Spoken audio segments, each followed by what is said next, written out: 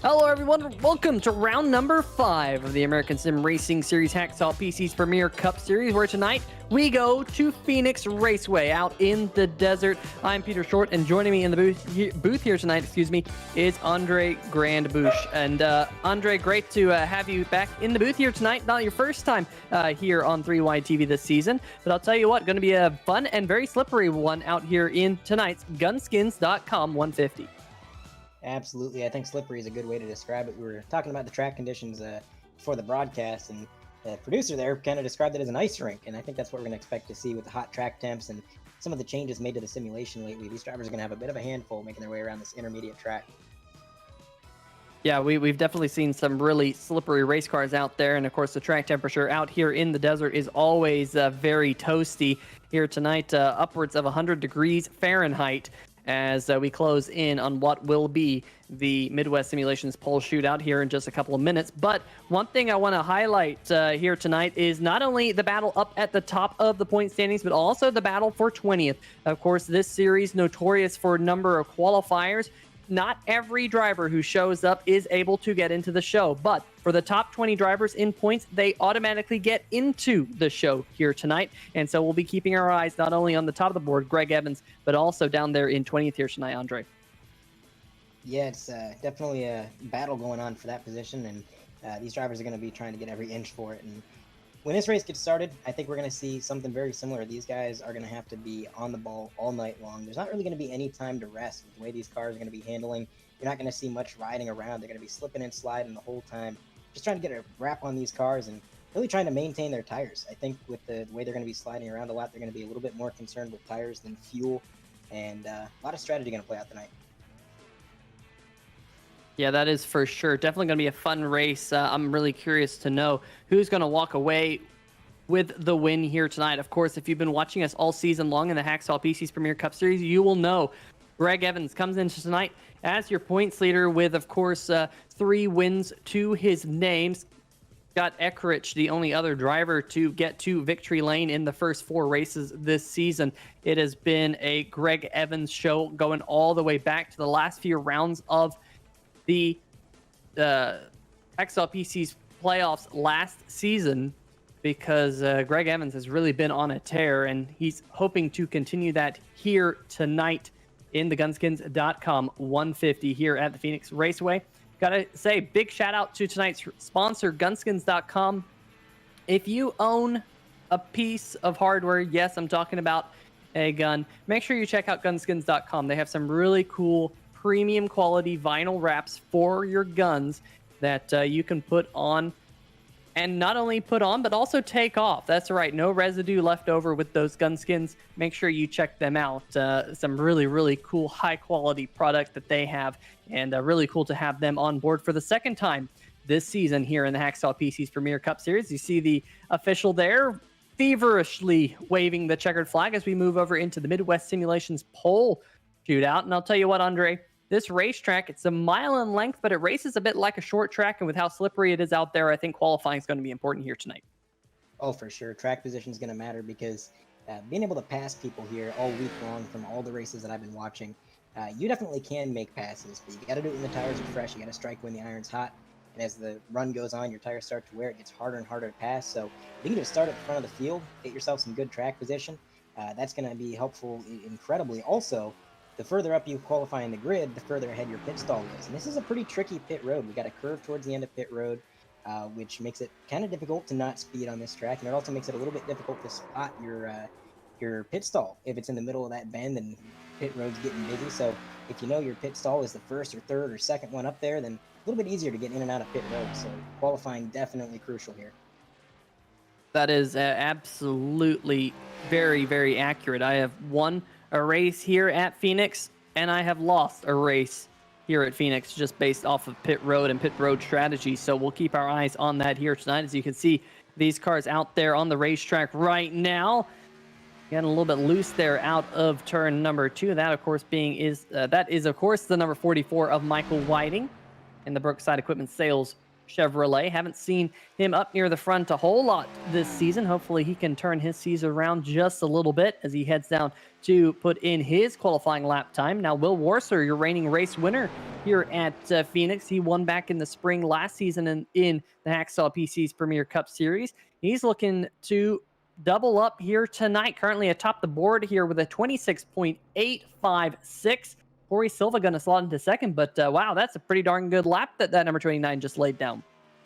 Yeah, the only car to break into the 26.8 so far, and with everybody getting their laps turned in, doesn't look like we're going to be able to see anybody else who really reach that mark. That was quite a lap, and I think you were talking about the 44 getting a little bit loose. I was watching a few other cars make their qualifying runs, including the 88 machine, I believe it was. I'm sorry, the 86. And he got a little bit sideways as well, coming out of turn 4. So looks like 4 is going to be the trouble spot, and a lot of these guys maybe not expecting these track conditions to be so warm early in qualifying.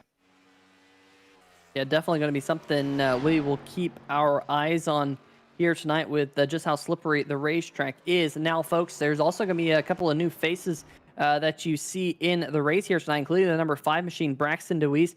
He is out there. He qualified for tonight's race. Also, Johnny Avila in the 63 machine. He's also new to the league. And there's also going to be some returning faces now back in the Hacksaw PC's Premier Cup Series, which you don't see them out there here tonight. But rumor has it, Mitch Brown will be back in the Premier Series action at some point, as we're keeping our eyes here on the number 5 machine of DeWeese. That is working his way through turn number 3 and 4. Going to come down into the start finish line. We'll see how good of a lap time he can put in. Now going off into turn number 1, kind of running that high line through 3 and 4, probably trying to get it wound up to see if he can get a good lap time in. In fact, one of the few cars yet to put in a lap time, including the number 70, Scott Eckrich. But as I say that, Scott Eckrich puts in a lap time and jumps to top of the board. Speak of the devil, that number 70 machine having a big wiggle out of turn number 2. But if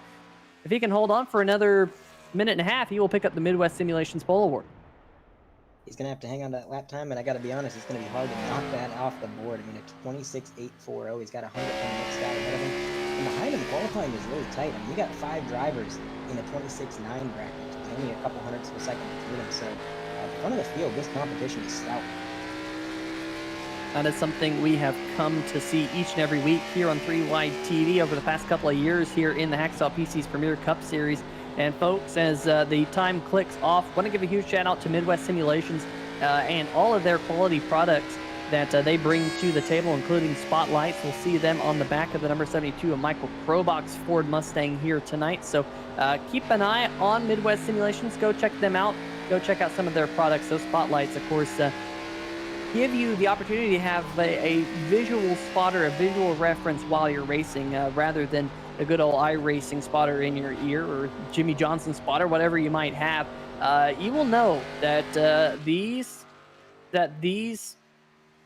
spotters are very they're very not good sometimes. The best way to put it. I've gotten myself into some trouble with those iRacing spotters, so make sure you go check out Midwest Simulations and pick up some spotlights for yourself, so you don't have to rely on those iRacing spotters. But I'll tell you what, it is going to be Scott Eckrich on the pole, and I believe that is the second week in a row that Scott Eckrich will lead them to the green, at least second race in a row, because he did win the pole back at Las Vegas, of course, 2 weeks ago in the Dirty Bird Sim Racing Las Vegas 200. But he's going to be starting up front here tonight, the Gunskins.com 150. Just to tack on to what you were saying about the iRacing spotter there, Peter, I got to agree. There's 2 things I don't trust in life: gas station hot dogs and the iRacing spotter. Because you'll be middle of 3 wide and he'll say, oh, you're clear all around. So definitely a great service that sponsor provides for sure.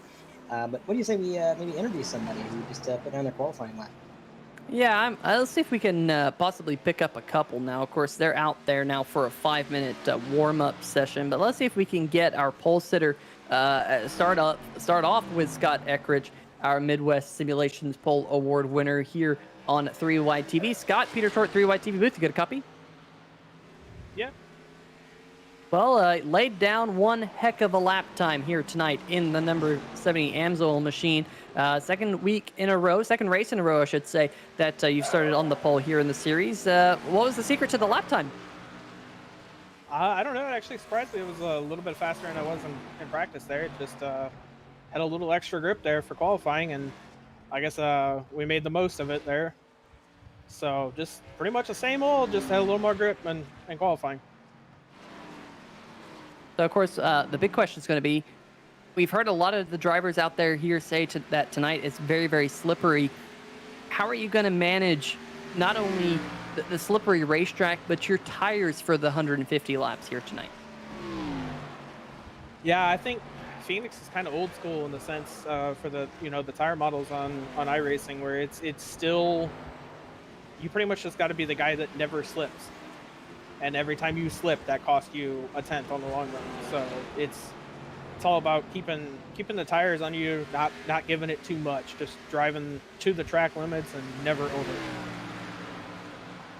Well, definitely going to be a fun one to keep our eyes on here tonight. Definitely go out there, put on a show for us there, Scott.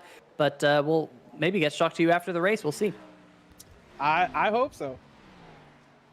All right, well, folks, that is your Midwest Simulations Pole Award winner here in the Gunskins.com 150 here tonight in the Hacksaw PC's Premier Cup Series. We'll let him get back to where he needs to go. We'll see if we can drag him down to where he needs to go. But Andre, so far everything looking really good for a lot of these drivers out here in this warm-up session because, we have a long race in front of us, and I'm really curious to know just how these drivers will do around this racetrack with how slippery it has been once we get into the race conditions.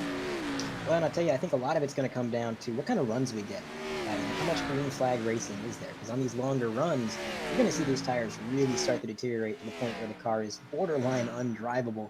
But if we get a lot of cautions, the tires stay a little bit cooler, a little bit more intact, the cars are going to be feeling a little bit better. And so I think it's going to kind of change dynamically throughout the night. And I think everybody's going to have a different idea on how to set up their car for these races as well. I mean, some of these guys might be planning on some long green flag runs. I know last time I was up in the booth with you guys there at Homestead, we had a lot of green flag racing.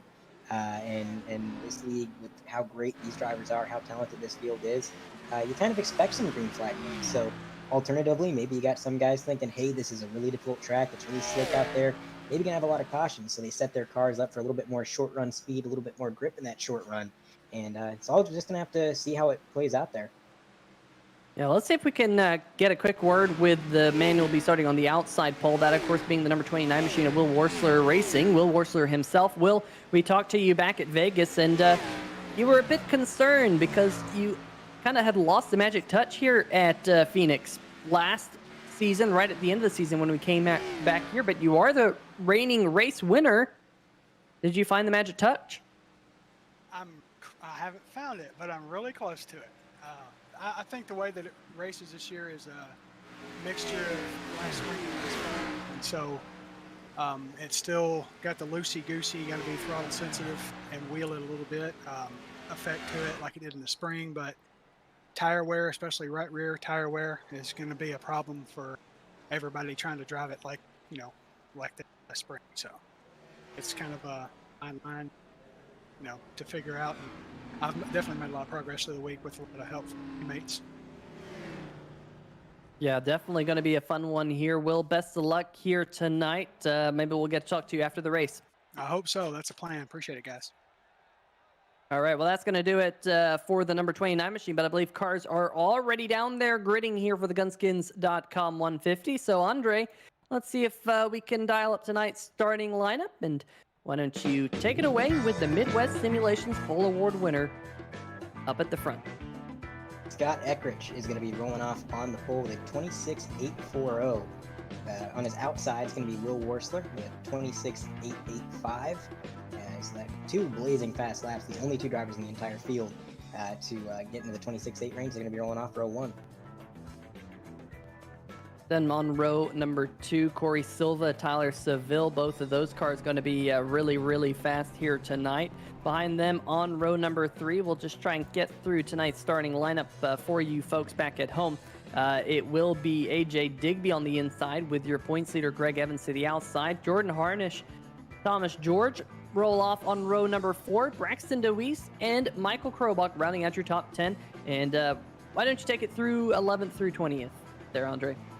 Absolutely. Looking back from Michael Krobach, you've got Doug Mullins on the inside of that row, followed by Jonathan Cadell on his outside, Alan Young and Adam Dursky making up the next row, Nick Curlin, Jeff Yenish, making up the row after them, Steve Menish, Gary Reynolds Jr. Behind them, you got Brian Yasick, Cody Spiker. Behind them, you got Jimmy McKee, Johnny Avila, Grant Brown, Kevin Stone, Woody Mahan, Troy Haight, Jason Stewart, Jackson Van Volkenberg, Michael Larch. Behind them, you got Danny Gutierrez, Michael Whiting, Mark Myers, Pete Baskins, Adam Blittel, John Eckhart, Evan Black, Adam Hoglin, Richard Fletcher, and right behind them, Jordan Harnish. But the green flag has flown. I apologize. It took a minute to get through there. And right away, looks like that inside row is getting a huge jump, but not without a challenge from the 29 car on the outside. There he goes. Yeah, I'll tell you what, that inside group did get a good start, but Will Warser still trying to hold tough. Looks like we're 3 wide back behind them, back around the number 2 of Greg Evans. Evans was up on the high side. Jordan Harnish down on the bottom. We'll see a couple of these drivers go down there on the bottom side of the dog leg here tonight, but Scott Eckrich, that number 70 machine, he will lead lap number 1 up the front of the field, right where he was back at Las Vegas 1 week ago or 2 weeks ago. But a yellow flag has come out. We're hearing that Blittel has had an incident, possibly coming out of turn number 4, Andre. Let's see if we can dial up the 3-wide TV replay. Caution number 1 in the Gunskins.com 150. So it happened pretty early on, a little earlier than I was expecting. You can see they're coming around turns 3 and 4. He's running that bottom lane right by that yellow line. As he exits the corner, just gets a little bit loose, sliding towards that inside safer barrier. Manages to just avoid the wall. Luckily, everybody steering clear. It was a great recovery by that 7 car, and looks like he's going to be able to keep in this race. Yeah, and that's something you don't typically see here at Phoenix. This racetrack kind of notorious for being a little bit of a pinball machine on the front stretch, with cars bouncing off the inside wall, turning into a Beyblade, and then spinning up the racetrack and getting clobbered by someone else. So the good news is, even though we are under yellow, Blittel doing an excellent job of keeping it in between the blue walls here that Phoenix has been known for quite some time. You get a good look there of the flagman, again, feverishly waving the yellow flag. But that will put us under our first yellow. Not really anyone coming down pit road, and that's as to be expected, folks, because, I take that back. We do have a couple right there at the back of the field, but these drivers do have tire limits here tonight. They only have 2 sets of tires on pit road for the entirety of the Gunskins.com 150. So I expect these drivers probably not coming in to take tires, probably just coming in to add some fuel, although I think I did see the jacks go up on 1 car back there. That might not be to plan. We'll see whether or not that comes back to bite them, or whether or not that was just me seeing things. I am the commentator up here in the booth, and I have a tendency to see things, that type of thing. We don't always call everything 100% accurately here on 3-Wide TV, but we do our absolute best. We want to thank each and every one of you in the chat for joining us here for tonight's Hacksaw PC's American Sim Racing Series action. Make sure to hit that like button. Let's get the likes up. Let's see if we can hit a goal here tonight of 12. I think that's a good goal to have. And see if we can pick some up. But the lights are off. If that isn't worth a like, I don't know what is, because I love to see the pace car lights off at the front of the field. Absolutely. That just means we are 1 lap closer to getting racing. And I just want to add on, I saw that as well. I saw the car on pit road with the jack going up. I'm not sure if he took 2 or if he took 4, but that could be a little bit disastrous, because with 1 spare set of tires left, he's going to have to go an average of about 75 laps on each of his remaining set of tires. So it's going to be difficult to manage if that's what happened. Of course, maybe what we're seeing isn't exactly what went down, like you said, but we'll just have to wait and see how that develops and watch it play out. Right now, They're rounding 3 and 4. The pace truck is getting ready to make that hard left turn out of pit, or down to pit road, not out of pit road. And it's going to be Scott Eckert leading them out here. Yeah, we do have the driver who drove the number 7 machine, John Jenkins, joining us in the chat here as well for tonight's GunSkins.com 150 as Scott Eckert gets on the loud pedal and checks out off into turn number 1, clears the number 29 of Warser. They're side by side back behind Warser. Corey Silva in the number 94 machine. I've expected some good results out of Corey Silva. Of course, he wasn't in the Hacksaw PC's Premier Cup Series last season, but he was a couple seasons ago as Tyler Seville in the number 11 machine, now coming under fire from your reigning Hacksaw PC's Premier Cup Series champion and points leader coming into tonight, the iRacing iFlag number 2 of Greg Evans here down the front stretch. He has now got himself up into the 5th position as they run right now, but then you got a couple of the Will Warser racing machines together. Tyler Seville, AJ Digby back behind him, and then also the number 5 machine, Braxton DeWeese, making his debut here in the series, already inside the top 10 in the number 5. And it's a battle. Speaking of DeWeese, in that 5 car, he's under fire from Thomas George in that 88. George was trying to get that high line running. He got up to his quarter panel a couple times going through 1 and 2 and then through 3 and 4. Unfortunately, lost the momentum coming down the straightaway. Now it looks like that 5 car is coming to life as he has got right up to the bumper. That number 14, AJ Digby. That number 5 trying to work his way up through the field, like a lot like Greg Evans has so far. We talked about him getting up into the top 5. He is closing the gap right now to that 27, Jordan Harnish. And with cars battling ahead of him for 3rd place, I think we're going to see a bit of a bunch up here pretty shortly. There's going to be a lot of battling for this podium position up here. Yeah, we're right on board here with the number 88 machine of Thomas George as he runs right behind that number 5. Back behind him is the number 96, Jonathan Cadell, just inside the top 10 in the 10th position. And Doug Mullins, one of the Will Warser racing machines there in the 11th spot. They get a little bit more racy further back, side by side between Nick Curling in the number 10 Discraft machine, the disc golf company on the hood of that number 10 this year.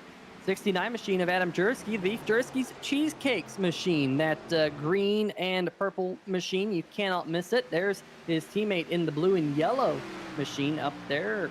That, of course, being Jordan Harnish. But, man, they're getting racy back here. I'm seeing cars start to dive right down to the inside, Andre, of the dog leg. And I know that's a strategy, but sometimes your spatial awareness can get a little bit frazzled when you're down there. That's really when those Midwest simulation spotlights will really come into play.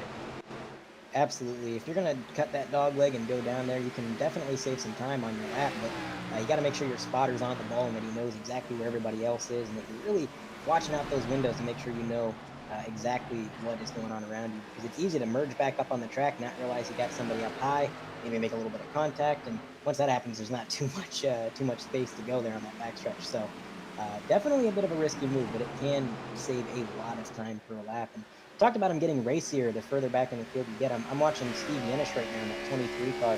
He is at the quarter panel of that 55 machine, Brian Yosef. They've been side by side for pretty much the entirety of the last 2 laps. Neither driver giving an inch. The bottom lane seems to be the preferred lane through the center, but man, that high line just getting a huge run coming out of the corner. And as the track rubbers up, I think that top line's only going to get stronger. Yeah, it looks like finally Yazek able to clear the number 23 of Steve Yanish. He's 2 spots in front of his brother there, Jeff Yanish, in the number 89. Both of those cars got the Tampa SUV Rentals.com on the hood.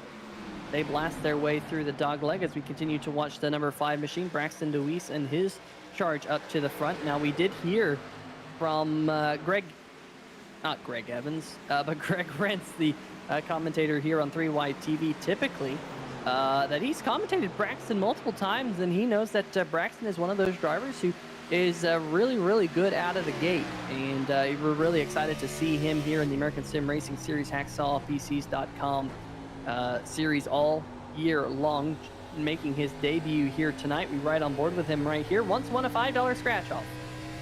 If you haven't won a $5 scratch off in your life, well, hopefully you've won scratch-offs with more money. Otherwise, you're probably just an unlucky person. But Braxton working his way through turn number 1 and 2 right here.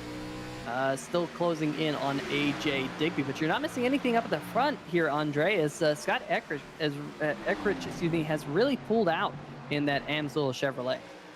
Yeah, he's built up quite the gap right now as they cross the line. It looks to be about 1.2 seconds only about 16 laps into this run. So right now, that 70 car is on a rail. And when he's going through the corner, one thing I'm noticing is that he's actually running a little bit higher than some of these guys. He's running the mid lane about car length and a half up from the yellow line, whereas some of these guys in turns 1 and 2 are right down on that yellow line, trying to use the apron if possible. But no, he's preferring the mid lane in 1 and 2. Then on 3 and 4 is where he dives down towards that yellow line, of course, because I think running the top line this early in the race maybe isn't quite as viable in 3 and 4. So a little bit of a different line for the leader, but it seems to be paying off because, like you said, he is pretty much setting sail at the moment. Will Wurzler behind him, still turning fantastic laps, just not quite enough right now. Corey Silva, he's got a bit of dirty air, and I think that's kind of affecting him being behind the two leaders. The 27 closes the gap a little bit, 94 getting really loose out of turn 4. That's going to open up the door for that 27 car, Jordan Harness, to try to get on the attack here. Yeah, I was going to say that 27 looks like he got really close to the back bumper. That number 94 maybe packed some air underneath that rear spoiler. And if you can kind of pack some air up underneath that rear spoiler, cause a little bit area higher pressure, so the airflow doesn't want to go to that spoiler, well, all of a sudden you lose some downforce. And it looks like Corey Silva here struggling a little bit. I'm still seeing also that time by. I saw Harnish have a little bit of a wiggle, but caution flag has come out here, and Gary Reynolds Jr., the number 13 machine, has gone around in turn number 3, and that looks like some pretty significant damage there, Andre. Yeah, the rear end of that car is looking not quite mint, so we're going to take a look at the replay, see exactly what went down. As you can see, they're in the dog leg right there, 3 wide as they make their way through the dog leg. He's on the top lane, kind of a scary place to be, and as they come into 3 and 4, just a slight bit of contact there is going to send him sliding up towards that outside safer barrier. He backs it into the wall. Somehow everybody behind him scattered. They were able to miss that. That was really impressive driving by everybody involved. But now, the number 13 will have to pick up the pieces. He's going to have to try to get that damage fixed down the road. Yeah, I want to see if Jackson Van Valkenburg actually was able to avoid him. Here we go, on board with the number 13 machine. There's that little bit of contact, tried to get it righted, but unfortunately for Gary Reynolds Jr., that is some pretty significant damage on pit road right now in that number 13 machine. Here we go, on board with Jackson Van Valkenburg. This was a car who looked like he was able to squeak through it. We'll get a good look at the initial contact right there. Kevin Stone and the number 17 machine and the 13 coming together, and oh man, he got a little bit of damage there, Andre, but it could have been a lot worse. It could have been a lot worse. To get a little bit of a crumpled up left front fender, I would say is walking away lucky. When you got a car spinning like that in front of you, trying to play Beyblades right there. But I think he's going to be able to get that fixed up. He'll be able to get back in the race, and that isn't going to hold him up very much. Can't really say the same about that number 13 car. As I look at it sit in the pit stall there and to get this damage repaired, it seems like it's not just the rear end of the car that's kind of bent up there. He's got some right rear damage as well, which is going to maybe affect the alignment of that car, which could definitely slow that car down as this race progresses. But we do have a few cars making their way down pit road as this caution has come out. Jackson Van Valkenburg, the car that you had mentioned there, got a little bit of damage. He made his way down pit road. He is currently on the exit, as is Adam Hoglund. He's going to follow him right out of pit road. I got to wonder if maybe these guys actually taking some fuel, trying to get on maybe a different pit schedule than everybody else.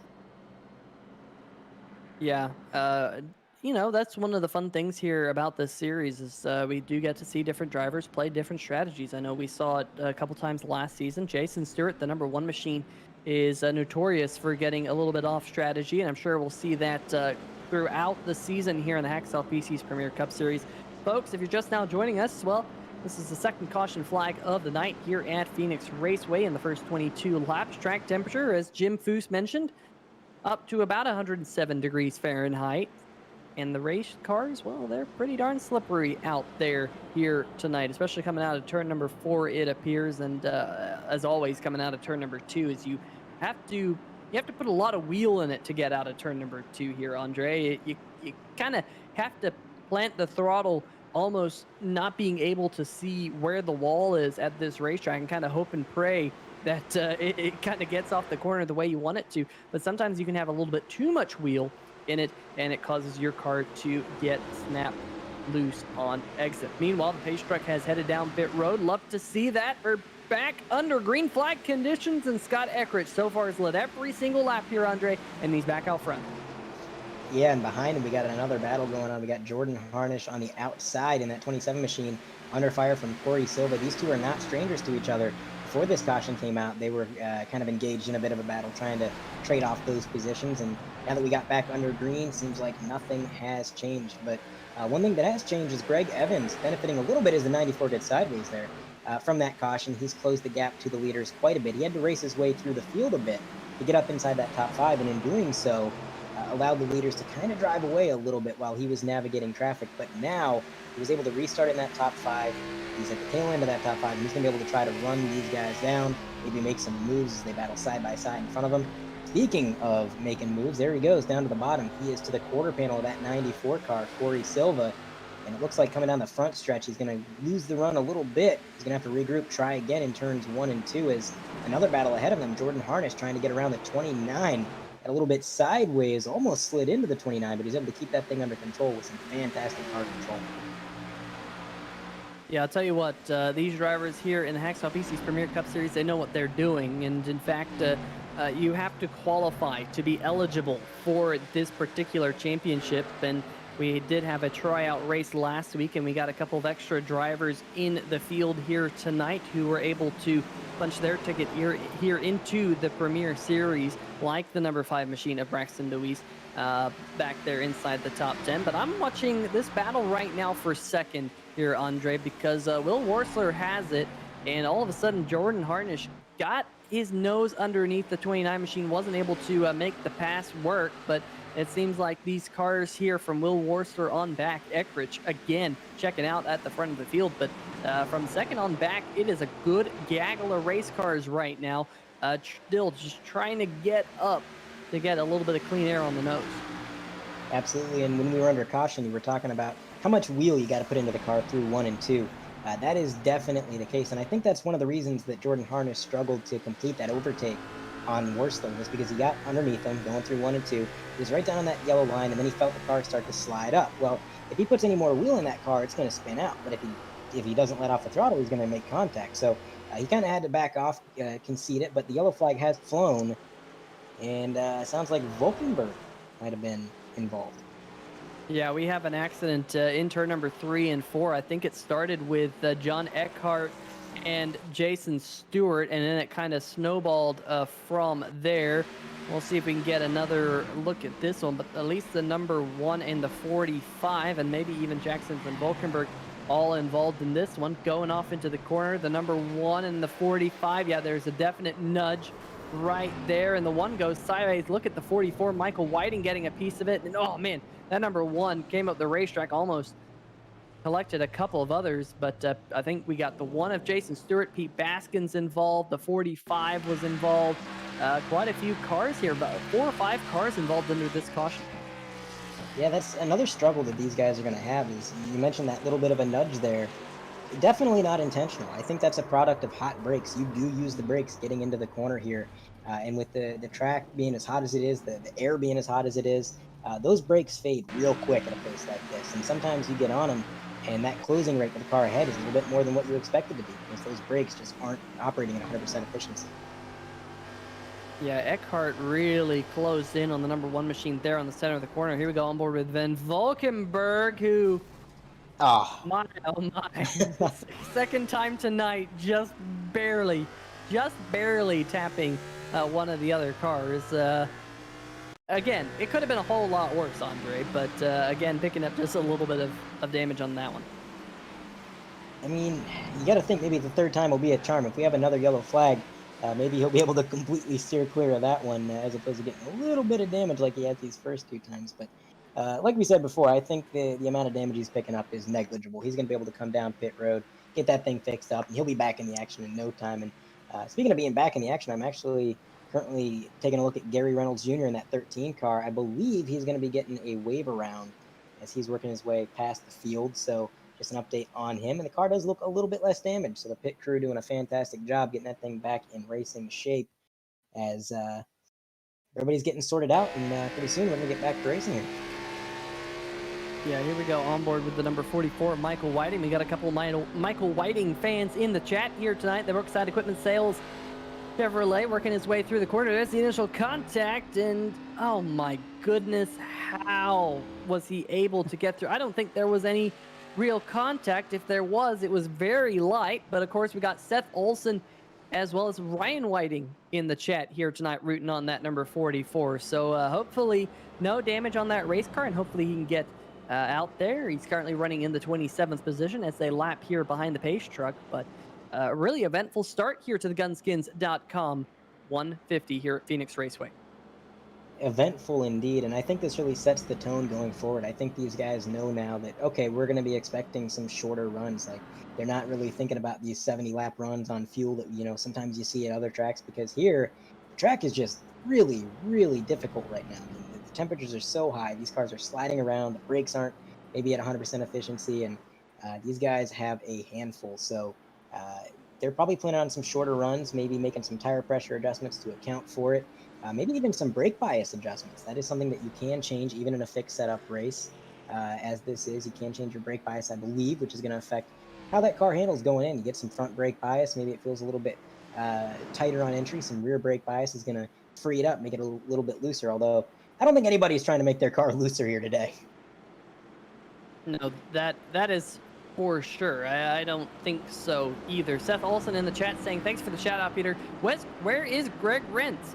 I need my cheesecake of the week. Well, I believe that Greg will be back next week. We don't have a cheesecake of the week this week. He took the cheesecake with him this week. But of course, next week we'll be right back here on 3Y TV, same place, same time, for the first of the Sim Speed Shop Wheelman Showdown events at Atlanta Motor Speedway. Of course, Sim Speed Shop having an awesome lineup of sim racing products as well. So make sure you check out Sim Speed Shop.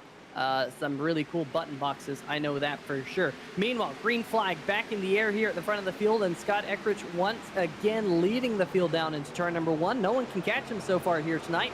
Will Worcester going to slide into second, side by side though for third.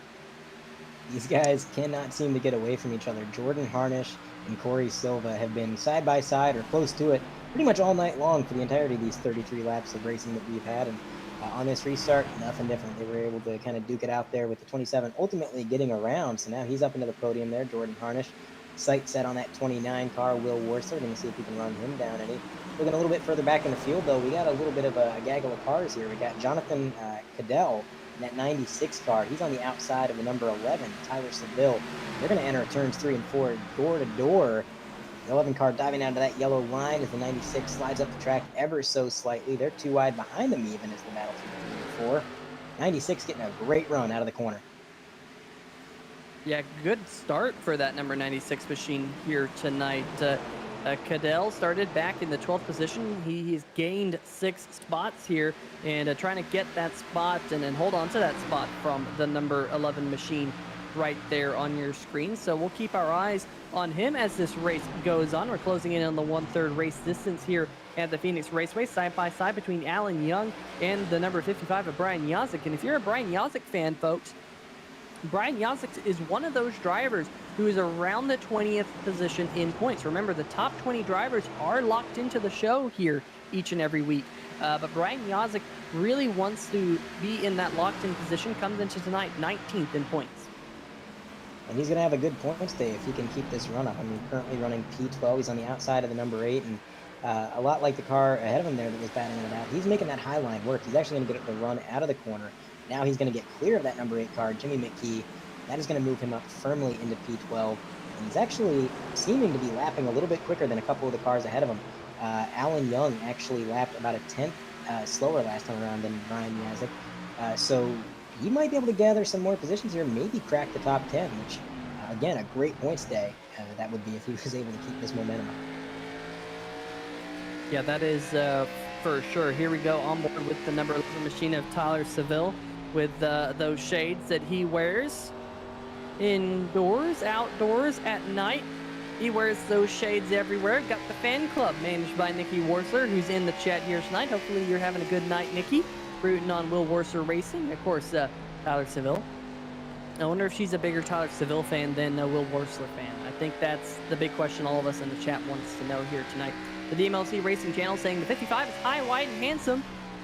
And I asked Mark Cohn, who is, of course, Mr. DMLC Racing channel himself, saying the 51 will be making its debut next week here in the American Sim Racing Series Hacksaw PC's Premier Cup Series, back in Premier Series action. We were a bit skeptical, Mark, of whether or not you'd get back out here in the Premier Cup Series, but you just can't turn away a race car, can you? It'll be great to see you back out here on the racetrack. We watched this side-by-side battle between the number 8 machine, that is Jimmy McKee, battling with Brian Yazek. Of course, a couple of these drivers made it into the playoffs last season in the Hacksaw PC's Premier Cup Series. This is the number 8, and McKee really sliding down there on the inside line. Yeah, the car's going to get loose down there. We talked about how much wheel you got to give the car, and that's going to kind of make it feel like you're pinching the cars. It gets really loose coming through the dog leg. I think what happened there was just that transition from the track surface down to the apron. There's a difference in banking. When you hit that, sometimes the car bottoms out, it shifts that weight around, and it'll get you real unsettled. So it was a scary moment for the number 8, but probably a bit of a sigh of relief moment for Brian Yazek, as he was able to kind of pull away a little bit. He has some breathing room now, and he is continuing to close in on Alan Young in that 24 car. Absolutely, they go side by side now. It looks like things starting to go single file just a little bit. So why don't we take a brief moment here to go into a little bit of 3 Wide TV Overdrive.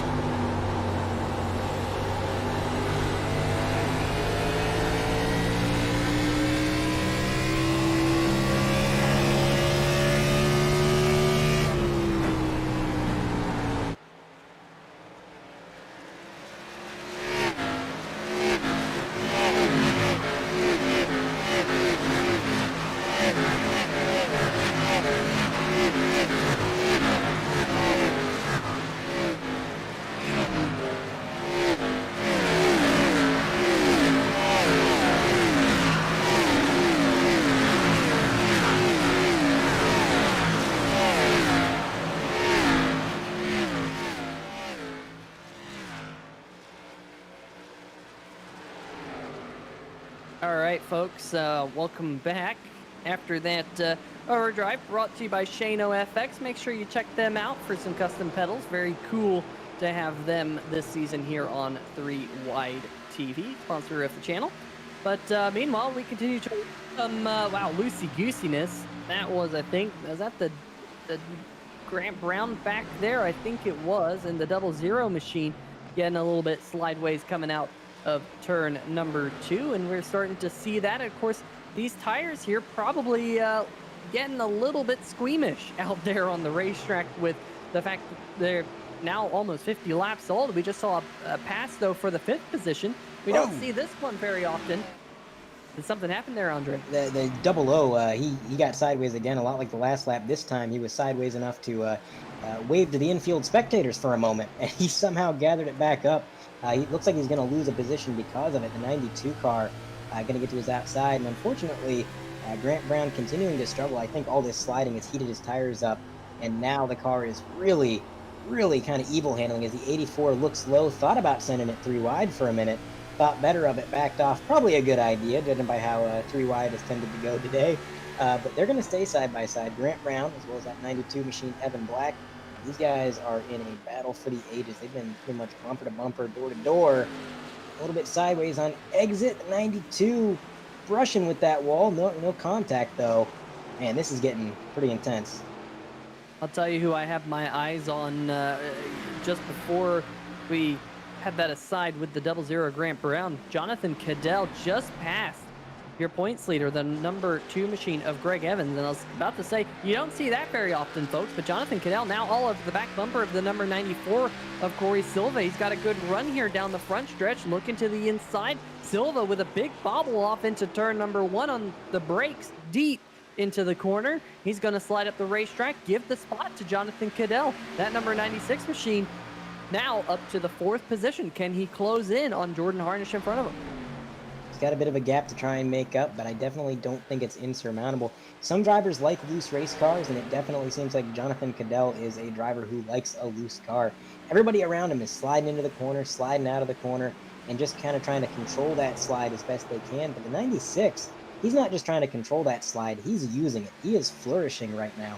As he gets through the corner, just a lot of rotation, and just looks like that car is really dialed in at the moment. Yeah, that is for sure. Tyler Seville also going to slide underneath Corey Silva. Silva now going to drop back to the 7th position. Greg Evans with a bit of a slide coming out of turn number 4 as well in that bright red number 2 machine. But you know what's really cool? We got the number 2 and number 11 running together out there on the racetrack again. That is 1-2 in points as we see the number 5 machine make a move. Braxton DeWeese now up into 8th spot. But the number 2 and the number 11, 1st and 2nd in points, the 2 winners last year of the Sam Maxwell Customs wheel as part of the Wheelman Showdown. And of course, next week is round number 1 of the Sim Speed Shop Wheelman Showdown at the Atlanta Motor Speedway. And I'll tell you what, historically, you have needed a wheelman to wheel the car at the Atlanta Motor Speedway with its very slick racing surface. Now, if you've been following iRacing very closely over the last couple of weeks, you will know that the iRacing build that came out last week, in fact, that's the reason why we had a week off last week, has made some tweaks to some of the racetracks. As you see this battle back here, Evan Black and one of the Yenishes doing battle. Also, Michael Krobach back there, the HPPsimulation.com for it. But Atlanta's got some tweaks made to it, so we're just going to have to wait, find out how slippery Atlanta is after these iRacing tweaks that they have made. Now we're watching Nick Curling back there in the Discraft number 10 machine do battle on the high side. I believe that's Troy Haight with him. As you see the 11 and the 2, those 2 winners of the Sam Maxwell Customs Wheelman Showdown last season, and trying to pick up some more prizes in the Wheelman Showdown, brought to you by Sim Speed Shop starting next week. It's a championship within a championship, and I always love those types of things, Andre. They just add some excitement to the broadcast. Absolutely. It gives them something to race for that isn't just the normal championship. It gives them a little bit more motivation, and I gotta say, these drivers are definitely motivated pretty much week in and week out regardless, but having that little bit of a extra bonus never hurts. And speaking of championships, I'm looking at Greg Evans, the defending champion from what I've heard. He is actually right now under fire from the number 11. The number 11 is actually down on the bottom lane. He's going to get door-to-door. Tyler Seville making the move down on that yellow line through 3 and 4. 2 car with a huge lunge on the outside, but can he hold it? Is that car going to stick? Looks like it is. The 11 unfortunately got a little bit sideways there, had to lift. Now he's going to have to regroup and try again. You got to think, maybe these guys are pushing themselves a little bit past their limits right now. You got to think, when you roll up the number 2 car, you know he's the current points leader, and you're sitting second in points. The 88 machine, the 88 just had a big moment in turn number 1 and 2. Sorry to cut you off, but the number 88 of Thomas George, massive slide. I think there must have been a little bit of contact to wash him up the racetrack. We'll see if we can dial up a 3-wide TV replay of Thomas George, because if you want to saying if he was waving hello to some of the fans on the inside of the racetrack, well, that is exactly what happened here. Go back just a little bit more. AJ Digby, the number 14 machine, back behind him. Was there contact? Yes, there was. The 18 pushes the 88 up the racetrack, and Thomas George there doing a really good Formula Drift impression in that number 88 machine. What a save. I feel like everything that could have went right there. I mean, you had cars passing him on the high side, on the bottom. He's completely sideways trying to keep that thing under control, and somehow no contact was made. Nobody got into him. He was able to get that thing recovered. As we go on the roll cage cam here, you can see just how close it was with those cars down on the bottom line, just barely missing them by a hair. That was absolutely crazy. Now, it looked like someone else in front of him also might have had a little bit of a moment there. Doug Mullins in the number 18 machine, the wine number 18 car. Oh, we'll see what happened here. Almost makes contact there. somehow able to sneak on past Cody Spiker, the number 19, and then as the car tried to go on the banking, it just kind of broke loose again. Great job there by the entire field, literally almost the entire field there. Great job to not make things any worse. Now, if you're a Thomas George fan, you will be a little bit upset to know that he's fallen all the way down to 25th, losing a lot of track position. Went from about 10th back to 25th in that scuffle. But again, could have been a lot worse. But hopefully we can watch him climb his way back up through the field here in the final 90 or so laps. We got a battle now for the third spot. So Jonathan Cadell was able to close in on the 27 machine of Jordan Harnish there, Andre. And this battle now for third, had number 96. He started back around the 12th position here tonight. Now picking up that third spot. Don't think the 27 has anything for him. This has been a really good start to the race for the 27. Excuse me, the number 96. It absolutely has. Like I said, some drivers really like a loose car, and they're able to use that slide to their advantage and really get all the rotation out of the car that it has. And Jonathan Cadell doing a phenomenal job of that, as he has just carved his way through the field up into P3. You can see the 27 behind him trying to get that lunge, trying to get that position back, but the rear end is just stepping at him. And it's, whoa, the 96 sideways down the dog leg. He's going to get it corrected. Unfortunately, he's going to give up a few spots, but like you said, that another incident that could have been a lot worse. Yeah, I'll tell you what, hopefully he isn't enjoying one of the natty lights behind the wheel in that number 96 machine, but I don't think he is, because it required quite a reaction time to get that number 96 pointed away from the inside wall, and he didn't lose a whole bunch of positions, all things considered. He's going to drop down to the 7th spot, so he was battling for third. Now, speaking of third, Tyler Seville, the number 11 machine, comes into tonight second place in points in the Hacksaw PC's Premier Cup Series. He just took away that position from Jordan Harnish. So we got Will Worcester Racing running second and third. Scott Eckrich continues to check out at the front of the field right now. But now we have to start thinking about possibly fuel here. The fuel number is about 85 to 90 laps under green flag conditions, Andre. So we think with the caution laps, we could probably take it to lap number 95, 96 or so. But we're also closing in on that magic lap number 75, the halfway mark here tonight. Every driver up in the front of the field has yet to come down to take one of the 2 sets of tires they have on pit road. Do you think you would gamble pitting it halfway, or do you think you want to run it out with the number of caution flags we've had here tonight? Well, I'll tell you, Peter, normally I'm a big fan of the undercut, trying to come in a few laps earlier than everybody else, get those fresh tires sooner, and put down those quick lap times while everybody else is out there running around on old tires that are going to be 1 or 2 seconds slower per lap.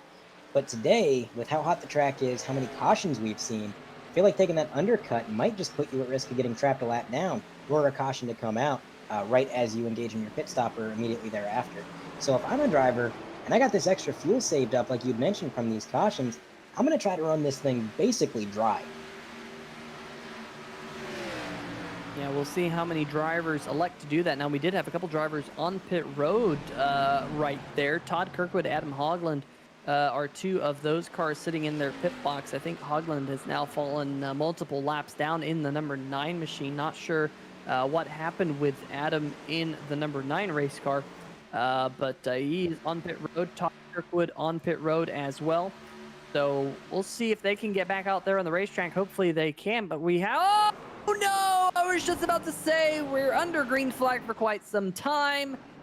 And the number 88 machine, second time tonight, Thomas George contact off into turn number 1. He gets turned around, and man, for all the Thomas George fans, wow, tough break here. Goes from bad to worse for that Chevy Camaro. And of course, I was just about to open my mouth and say, we got a little bit of a green flag feel to this race. I shouldn't have even thought it in my mind. The commentators first striking again, and there's the contact. Evan Black in the 92 and the 88 coming together, and 88 also getting a look at the wall. Looks like Evan Black was just struggling with front end grip. He went into the corner, probably expected the car to rotate a little bit more than it did, but he got that wheel turned and the front tires just started skating, and he just kind of went up the track a little bit, and unfortunately the 88 was just a bystander in all of that. Just a racing incident. You see this happen, and nobody really at fault. It's just, like I said before, a product of this track and just how difficult it can be, especially on these worn tires. But I would say the real tough situation here is the drivers who did opt to come down pit road just before that happened. I mentioned if you pit early and then a caution comes out, that can trap you a lap down. And that may be the case for a few drivers, depending on where this all shook out. I didn't quite see where people were cycling out. I think these guys should be able to get back on the lead lap, most of them at least. But we're going to have to wait and see, as pit road pretty much as busy as we thought it would be, Peter.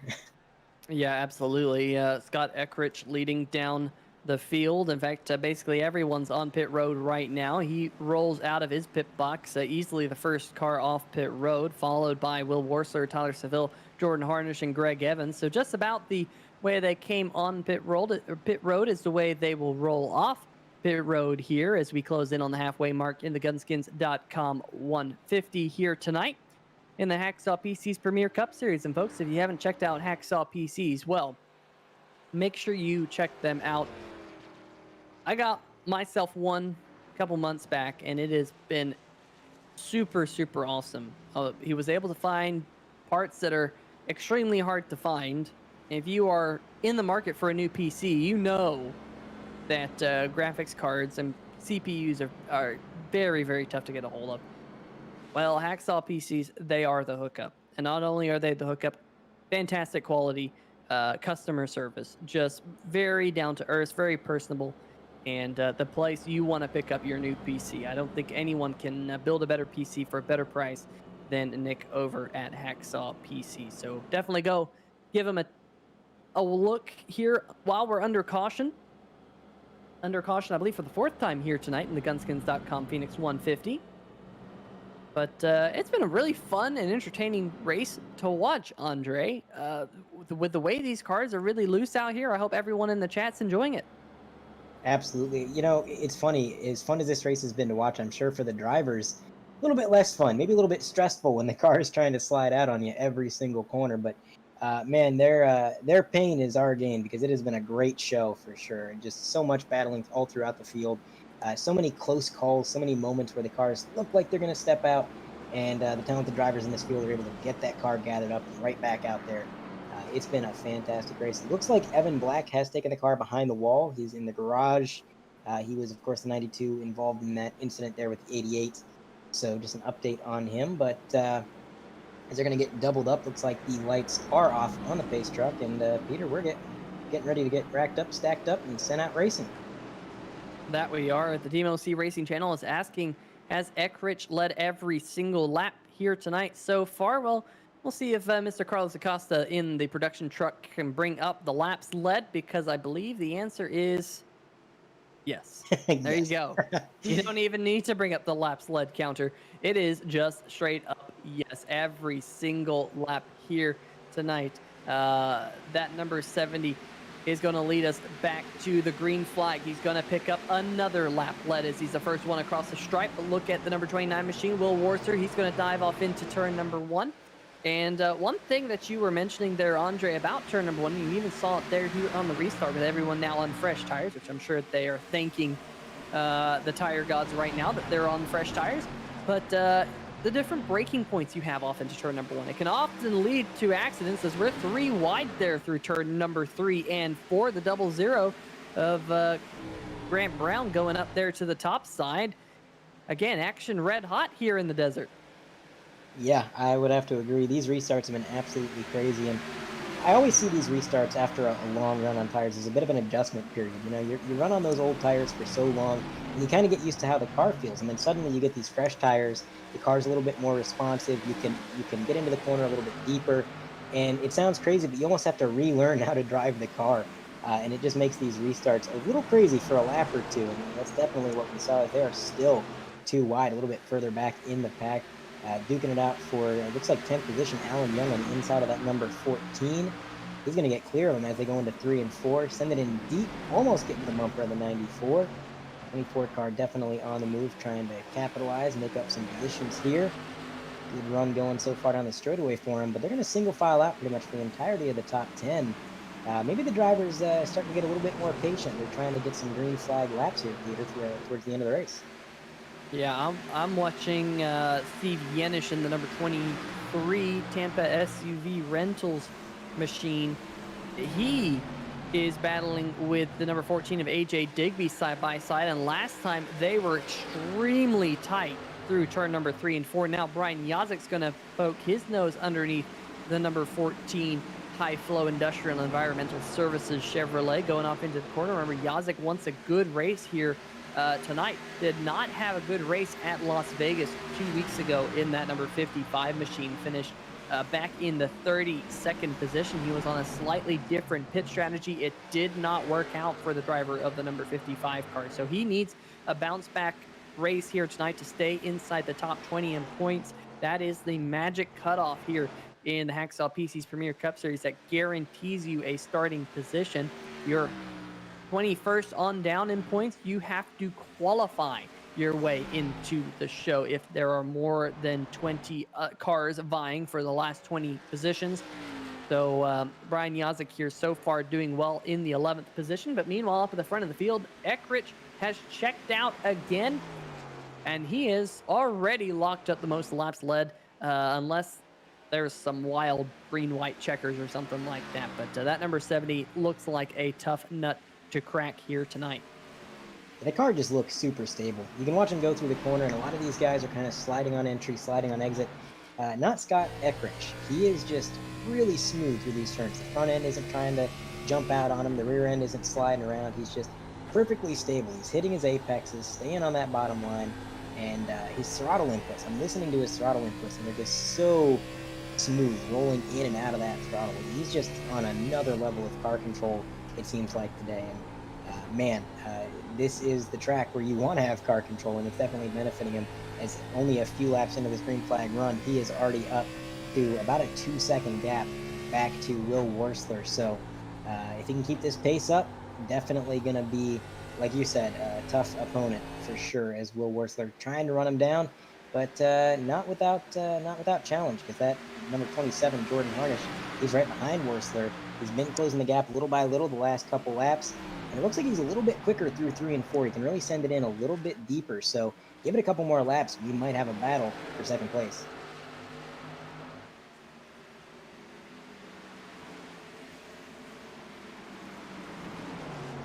Battle for second continuing as Will Worsler trying to fend off not only the likes of Jordan Harnish, but behind that 27 car, there's Tyler Seville. He was working his way up through the field, had a great run that last green flag run before that caution, and now he's all the way up into P4, trying to secure a podium there. Behind him, you got Greg Evans running 5th. He's been having a good day. He hasn't led any laps. Nobody's led any laps except for the 70. But he has been up in the top 5 pretty much all night long. He started a little bit further back in the pack, carved his way up to the top 5, and that is where he has remained pretty much all night long. Looked like he was struggling with a bit of a loose car about midway through that last run, but then he seemed to get something figured out, and he kind of got on the ball, and he's been running pretty consistent ever since. And of course, behind him, you got Jonathan Cadell, who he was all the way up to 3rd at one point, and unfortunately got loose through the dogleg like we've seen so many drivers get. And he was able to recover it, but he gave up a few positions. Now after this restart, he's back up to P6, so I'm going to keep an eye on Cadell, see if he can recreate his charge through the field from last time.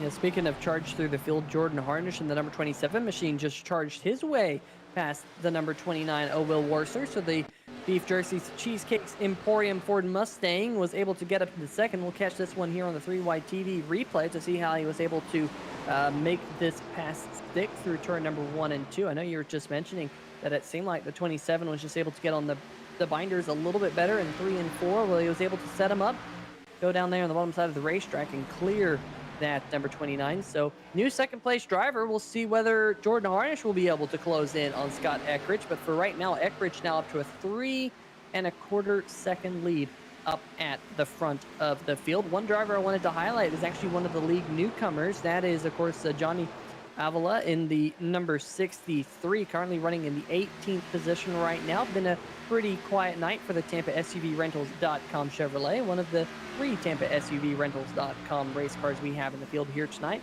Going off into turn number 3, he's picked up a couple of spots, 4 spots to be exact, from his starting position. And as I go up and down the scoring pylon right now, the biggest mover of the race at this present moment in time is Brian Yazik in the number 55 HPPsimulation.com Ford. He's only picked up 8 spots here tonight. So, Andre, do you think that that means that this racetrack is just difficult to pass on, or do you think that that just shows the level of quality amongst these drivers that they can kind of get out there, feel out their race car pretty quickly in qualifying, and kind of hold on to their positions throughout the race? Well, I got to say, it's a little bit of column A, a little bit of column B. I've been immensely impressed with the skill all throughout this field. I mean, everybody here at one point or another has shown why they belong in this series with some fantastic driving, and it's just been phenomenal to watch. So, yeah, when you got competition this tough, it's going to be hard to pass, but that's only exemplified by the fact that this track is really tough to pass on in and of itself, regardless of the competition. The track is so slick.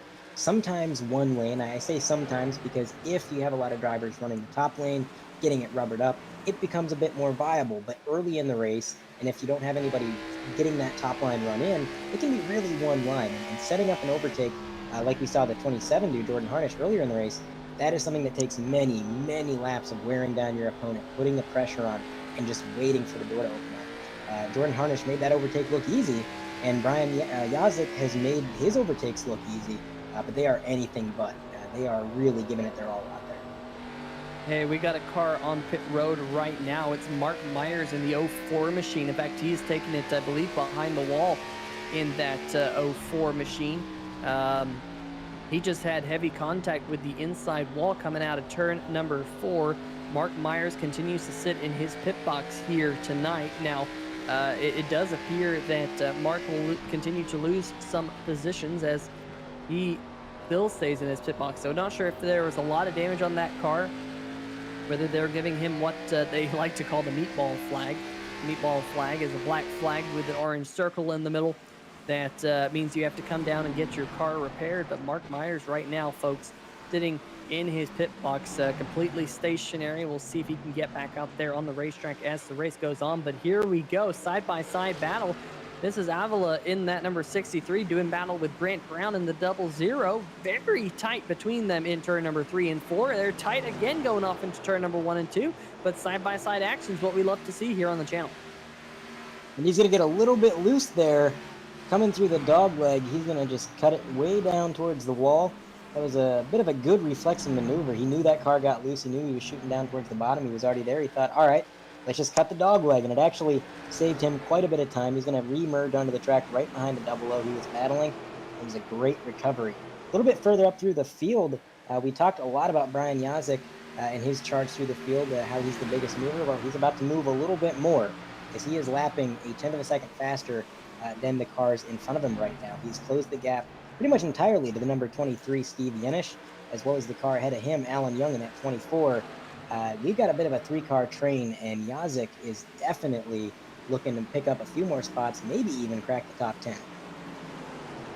Yeah, when you get to this point in the run, Andre, you have to start thinking about average lap times as well. The number 23 machine had a big slide coming out of turn number 2. That's Steve Yenish. Had a big slide, and that will give that spot to the 55 of Brian Yazik. I think a little bit easier than Yazik expected that to be, but he's going to move up inside the top 10. Yenish back down to 11th. We ride on board with him as he goes off into turn number 1 and 2. But hopefully he doesn't duplicate it here for his own sake. But that's one of those things where you can just get on the loud pedal a little bit too much, light up the rear tires, and almost lose control. Great job there by Yenish. Another great save. We've seen a couple here tonight that are just complete stellar saves that you wouldn't see anywhere else but here in the Hacksaw PC's Premier Cup Series. And it's almost a bit of a self-fulfilling cycle. When you slide like that, the tires get hot, they wear a little bit quicker, and you find yourself sliding more and more, and everything just kind of snowballs. So these drivers definitely fighting to keep these cars in control and to try to minimize the sliding. And it looks like ever since that slide happened with Steve Yenish, he's been able to keep that car pretty much planted. Like you said, just got on the loud pedal a little bit too soon, got a little bit sideways, but ever since then, he learned from that. He's been running pretty much consistent right there behind Brian Yazik, and he's regrouped. Looks like he's going to be able to try and run down Yazik if he can make the move, but we got some battling going on here. Looks like the number 2.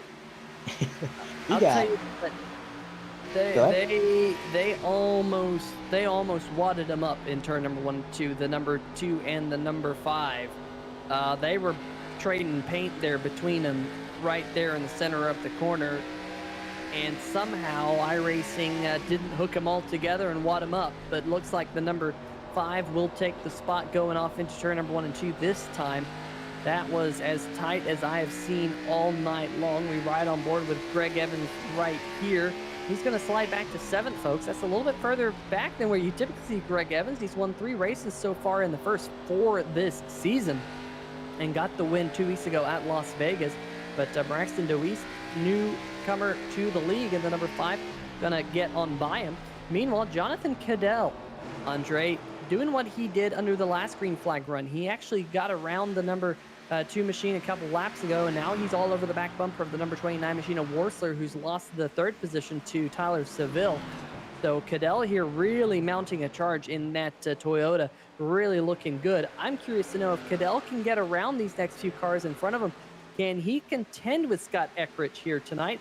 Scott Eckrich about to lead his 100th lap of the race here in 2 laps time. Cadell here looking good, but Eckrich looking a little bit better.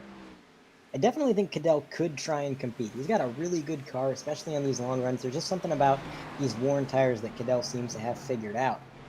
When these guys all start to fade around him, his lap times pretty much stagnate, remain the same. So that's what gives him a little bit of an edge on these longer runs. And he is right on the bumper of Will Worsler. And this is a tight battle as they go through 1 and 2. The problem for the number 96 is that he hasn't quite had the track position on the restarts. When he worked his way up to P3, he got sideways and gave it up before the caution came out. Had to restart a little bit further back in the pack. So while he's had a bit of a rocket ship for a car, he's never had the luxury that 70 has, and that is a clean track ahead of him. No traffic, nobody to try to work around, nobody taking your line. If he were to have that advantage, I think that would be a scary sight for the competition because that car would be strong. Question is, does this race stay green long enough for him to carve up through this field? And if we were to get a yellow, how well does he utilize this better track position on the restart? Like I said, he's restarted in the mid top 10 roundabout every single time. But if he could start on the 1st row, 2nd row, that's further up than he's been all night. And restarting around some cars that you haven't really been around all night long, maybe a bit of a tall order, but just have to see what happens. Yeah, and I'm just starting to watch these cars. They're at that point in the run where we're really starting to see the back end just swing out just a little bit. So why don't we go through the field and see how these drivers are coping with their race cars. And of course, Scott Eckrich, he's been coping with his race car better than anyone else out there on the racetrack. Just led his 100th lap of the race. Started on the pole. Currently leading the race. Just been a lights out performance for the Amsoil number 70 machine. Meanwhile, back behind him, the number 27 machine, of Jordan Harnish. He's been doing all right. He started in the 7th position here tonight.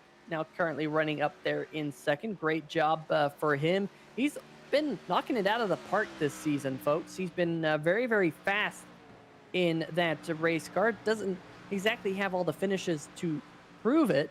But keep our eyes on Jordan Harnish going forward in the season here with another good run here tonight. In 3rd position, Tyler Seville, the first of the Will Worsler Racing machines, wears his sunglasses at night in that race car. Well, all things considered, pretty good for Tyler Seville. Started in the 4th position, dropped back to the latter half of the top 10, but he's worked his way back up now to 3rd. Keep an eye on the man who comes in 2nd in points here tonight. Will Worsler back behind him. Owner of Will Worsler Racing Machine started on the outside pole. He is back there in 4th, trying to keep the rear tires on it. I think he, personally, Andre, I think he tried to stay with Scott Eckrich. Might have burned up his stuff a little bit there. Now he's fallen back into the clutches of Jonathan Cadell. But that number 29 machine, don't count him out if we get a green-white checker. Absolutely. And just to continue through the field, back in 5th place, we got Jonathan Cadell. We talked a lot about him tonight. He has raced his way through the pack several times, and just a lot of long run speed out of that 96. Like I said, he's got something figured out with those worn tires. He knows exactly how to manhandle this car around the track, and he is on the bumper of that 29, trying to move up another spot. Back in sixth place, Braxton DeWeese. Now, I actually got to watch Braxton run another race in the Cup car here not too long ago under very similar circumstances, and his MO seems to be the same here as it was then. Come to life late in the race, move your way up towards the top 5, and be there at the end when it counts. So Braxton DeWeese, a very solid top 6 run right now. Behind him, you got Greg Evans.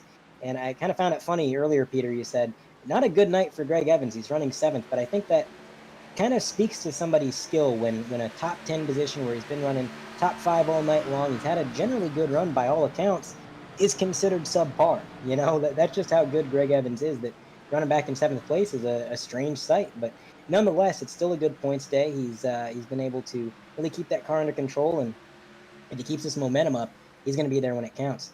Back in P8, Corey Silva, he has been all over the field. He was battling for 11th and 12th, a little bit further back. He was battling for 3rd at one point in this race. It seems like there's not a car in the field he's not engaged in battle with, and seems like he usually comes out on top. He's got that bottom line figured out. Currently running top 10, running down, the cars ahead. Back in P9, you're going to have, if I can find it there, I apologize, Brian Yasek. Biggest mover of the race so far, I believe. Alan Young, I apologize, is the biggest mover, so that title has been transferred from Brian Yasek, but he's one of the biggest movers. Okay, I'm getting word that he is the biggest mover, Brian Yasek. I apologize, but he has been passing cars all night long, Peter, and that car has been on the move. He said he needs to get a good finish to stay in the top 20 in points. He's doing exactly what he needs to do tonight, and Alan Young, right with him there, actually overtook him for P10. So as we do the through the field, everything's kind of changing up. But he's going to round out your through the field. Just overtook Yasek for 10th place. And another car that's kind of been all over the field. He was up front a little bit earlier in the race, fell a little bit further back. Now he's just inside the top 10, trying to keep that car solid. Yeah, and Alan Young hasn't had the start to the 2021 American Sim Racing Series Hacksaw PC Premier Cup Series that he wanted. With some just not up to his standard finishes. We saw him last year in the playoffs in that number 24 machine, and great to see him kind of turning it around here in tonight's Gunskins.com 150. You might have to rename tonight's race to Scott Eckrich 150 because he has just been lights out. Up at the front of the field now, holding on to a 3.3 second lead. The good news is the race lead isn't really growing at this point here. But as the laps wind down in the Gunskins.com 150, Jordan Harnish, we'll see. He last time by took out about a 1/10 of a second out of the lead from the number 70 machine. If we go caution free to the end here, Andre, Harnish is going to need about a 1/10 of a second per lap. We got 37 laps remaining here, 37 miles in tonight's race. Well, at least it'll be 37 this time by. So, you know, Harnish, if he can continue to take out just a little bit here, a little bit there, he might be able to close in on the number 70 machine. Also, Tyler Seville is starting to make some inroads on the number 27 machine. So Seville closing in over the last couple of laps. Seville has been lapping the fastest on the racetrack on average. So we'll have to keep our eyes on Seville as these laps wind down. He has become known a little bit as a closer here in the American Sim Racing Series. He's had a couple of races like Michigan last year where he was able to walk away with a checkered flag. Where he kind of popped up, saved enough fuel in that one, won the race. We'll see here tonight whether he can do something similar, and pull a cat out of the bag, so to speak. He works his way through turn number 1 and 2 there, getting around, I believe, the number 43 of Richard Fletcher, who's running down in 33rd. We have 30 cars on the lead lap with 35 laps to go here in the Gunskins.com 150. Definitely been one of the best races I've seen here at Phoenix Raceway in a very long time. I've been thoroughly enjoying it, Andre. Oh, for sure. Battling all over the track. A lot of storylines going on with the battle for 20th in points there, and some other things going on. It's definitely been a joy. And again, I want to thank you guys for bringing me on for the broadcast. Carlos hit me up last minute. He said, "Hey, you want to broadcast for us tonight?" And I said, "Yes, I do." Because last time I was here, you guys put on a fantastic show, and this week again, fantastic show. So loving every second of it. We talked a little bit about the gap that Jordan Harnish had to overcome. He said about 1/10 of a second was what he needed to cut out of that lead per lap. Unfortunately, the lap traffic has not been Jordan Harnish's friend. They've done a phenomenal job making sure they stay out of the way. They're letting the lead cars go. Nobody's done anything wrong. But anytime you get these cars behind another car, you know as well as I do, Peter, that dirty air slows you down. And as we say that, Yenish goes around. The yellow flag comes out. So that 3-second gap that I was just talking about, that's gone. And a lot of these drivers still have a set of tires, but we'll get to that in a minute. Take a look at the replay here. See exactly what happened. Going through 1 and 2, you can see the 89 car down on that yellow line. Coming out of the corner, that outside wall, nope. Just a little bit too much throttle, I'd say there, Peter. Yeah, I think that's probably a combination of having maybe a little bit too much throttle, a little bit too much wheel in the race car. Those two things kind of combining there for the back end to just come around on the 89 of Jeff Yenish. Good news is he was able to keep it off the inside wall, but I believe he will lose a lap in that little foray. So that is a tough break. We'll be down to just 29 cars on the lead lap here. And I expect to see every single car come down pit road here. They have one fresh set of Goodyear tires sitting in their pit box, and I expect to see everyone come down and grab them here for what will be about a 29 lap or so shootout here in the Gunskins.com 150. And we're going to have to wait and see. Is anyone going to stay out? Is anyone going to try and lead a lap? Because we do know Scott Eckrich has so far led every single lap here tonight. And it doesn't look like anyone on the lead lap staying out. So I do think... Looks like we do have somebody staying out. I believe that is Jason Stewart. It hasn't counted yet. He needs to lead the next lap. So if he ducks into pit road this time, depending on where his pit stall is, he may or may not lead this lap. But I got to wonder if maybe he's pulling a bit of a crazy strategy here, because with one set of tires remaining, if you were to stay out, you're towards the back of the pack, you've got older tires. Let's say they go 10, 15 laps, Peter, then another caution comes out. You've got a set of tires. Nobody else does. They're on 15-lap older tires. The circumstances for that kind of strategy to work would be slim to none, and it would have to play out almost perfectly. But it is an option, and I got to wonder if maybe that's what Jason Stewart is doing. As he passes pit road, Peter, he is staying out. Yeah, he's staying out. So this is going to be the first lead change of the night, folks. First lead change all race long here in the Gunskins 150. The perfect race appears to not be in store here for the number 70 of Scott Eckrich, but I'm kind of curious, man. We're gonna have to dial up the number 1 machine of Jason Stewart. I'm just wondering, remember at the start of the race, Andre, we saw one car get tires when we didn't expect them to. Perhaps that was the number 1 machine of Jason Stewart. He joins us here in the booth. Jason, what's going on right now? We gotta try something, because that ain't working out back there. So I gotta ask. Yeah, go ahead, Andre. Do you have a set of tires remaining? Earlier in the race, we saw somebody accidentally take tires very early in the race, using up one of their sets. Do you still got a set of tires in the pits that you could take later on if another caution were to come out? Yeah, that's the plan. I mean, I'm gonna stay out of everybody's way when they get to me, but maybe we'll get a late race caution, have fresh tires, and be able to blow by a bunch of cars and get this extra point leading a lap. So, well, real quick question. Before you go back green, because space truck lights have turned off. When do you want to see that final caution come out?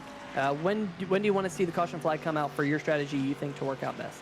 Yeah, maybe like 20 laps, 15 laps. I think it'll be key. Everybody's gonna be now, so it's bound to happen.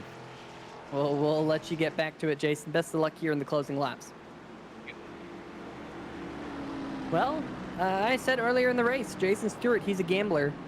And we're seeing him gamble again here tonight at Phoenix Raceway. Definitely not shy to doing that here in the American Sim Racing Series Hacksaw PC's Premier Cup Series, trying to pick up, all the points he can get. And he said, I got to try something different, Andre, and I don't blame him.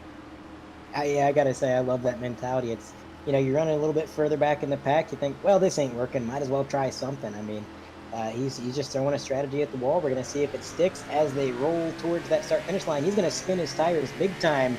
They go 3 wide as he's going to drop 3, 4, now 5 positions before they reach turn 1. That's the result of trying to restart on these old tires. Very easy to get wheel spin, Peter. Yeah, and now the whole field back behind him starting to stack up as he becomes a little bit of a moving chicane out there on the racetrack. This is not an easy race. Contact! 4 wide contact. The 1 and the 19, and there's more contact. Avila, they're getting involved. The 19's around, and Doug Mullins, the 18 machine, coming in late, making contact. Caution flag is in the air here. I don't think it worked out for the number 1 machine here. We'll see. Let's go back all the way to the restart here, Andre, because you see it all start to go wrong here when he starts to spin his tires. Yeah, that was definitely problem number 1. One of many as they rolled off here. You can see Flagman's got the green flag in his hand. He gets on that throttle, and right there, it's going to step out on him, and then immediately 3 wide. The 27 and the 11 not waiting up for anybody. They took that opportunity, moved up to the podium positions there, and then things went from bad to worse as they came around turn 1. A little bit of a bump there, looks like, from the 29. That sent him again 3 wide, coming through the dog leg. And of course, as we approach turns 3 and 4, keep an eye on that car beneath the number 1 car, Jason Stewart. As you can see, it's 4 wide for a minute, and he slides up. Just a little bit of contact, and then, unfortunately, where it got really bad, from worse to worse, was that the 19 came back up the track after getting loose and made contact a second, and then shortly here, a 3rd time. Followed by another door impact by the 18, I believe it was, as they come, right there on board with the number 18. Number 1 car sliding down the track. There is nowhere for the 18 to go. I mean, he's got cars above him. He's got a wall beneath him. That right there, that was his only route. Where that 1 car was the only place that he could have went. So just a unfortunate circumstance. I know, Peter, that number 1 needed another caution, but that is not how he wanted it to happen. Yeah, he just didn't want to be the caution, and unfortunately, he was the caution under this one. We saw Michael Whiting, the Brookside Equipment sales machine, squeak his way through right there at the back of the field, that green and black race car. That's just one of those things. Hard racing at this point with the lap count winding down, and with the fact that you have a slow car in front of you. It becomes one of those deals where you want to get positions as fast as you can. The 19 at Spiker, they're kind of getting into the corner a little bit hot there going off, and then of course kind of the 4 wide happened, and it just didn't work out. Contact was made, 2 cars at the same spot, and I'll tell you what, we haven't seen 3 wide work well here tonight, Andre. I don't think 4 wide's going to work here, and it surely didn't there. So tough break for a couple of those drivers. Hopefully they can get back out there on the racetrack. I know the number 18, Doug Mullins, he luckily hit the side of the number 1 machine pretty square. He's down there in 23rd right now. He stayed out onto the racetrack. But the lap count continuing to tick away, and it is once again Scott Eckrich up at the front of the field. Jordan Harnish in 2nd. Jonathan Cadell in 3rd. And I was just looking at the point standings. I had thought Jonathan Cadell had made a start this season, but I stand corrected. Cadell in his first race of the season tonight in that 96 Toyota, and doing a spectacular job of it, running in 3rd. Absolutely. That's a heck of a way to make a season debut, to come out here and run as well as he has. And as you can see right there, I believe that was the point standings on the screen, but it doesn't update live. That is the point standings as we came in. So you can see that the 96 was not on there. He had not made a start prior to tonight. And like I said, heck of a way to make a debut, to carve your way through the field, not once, but twice. And now, Peter, he's going to have one of the best restart positions he's had all night long, inside row 2.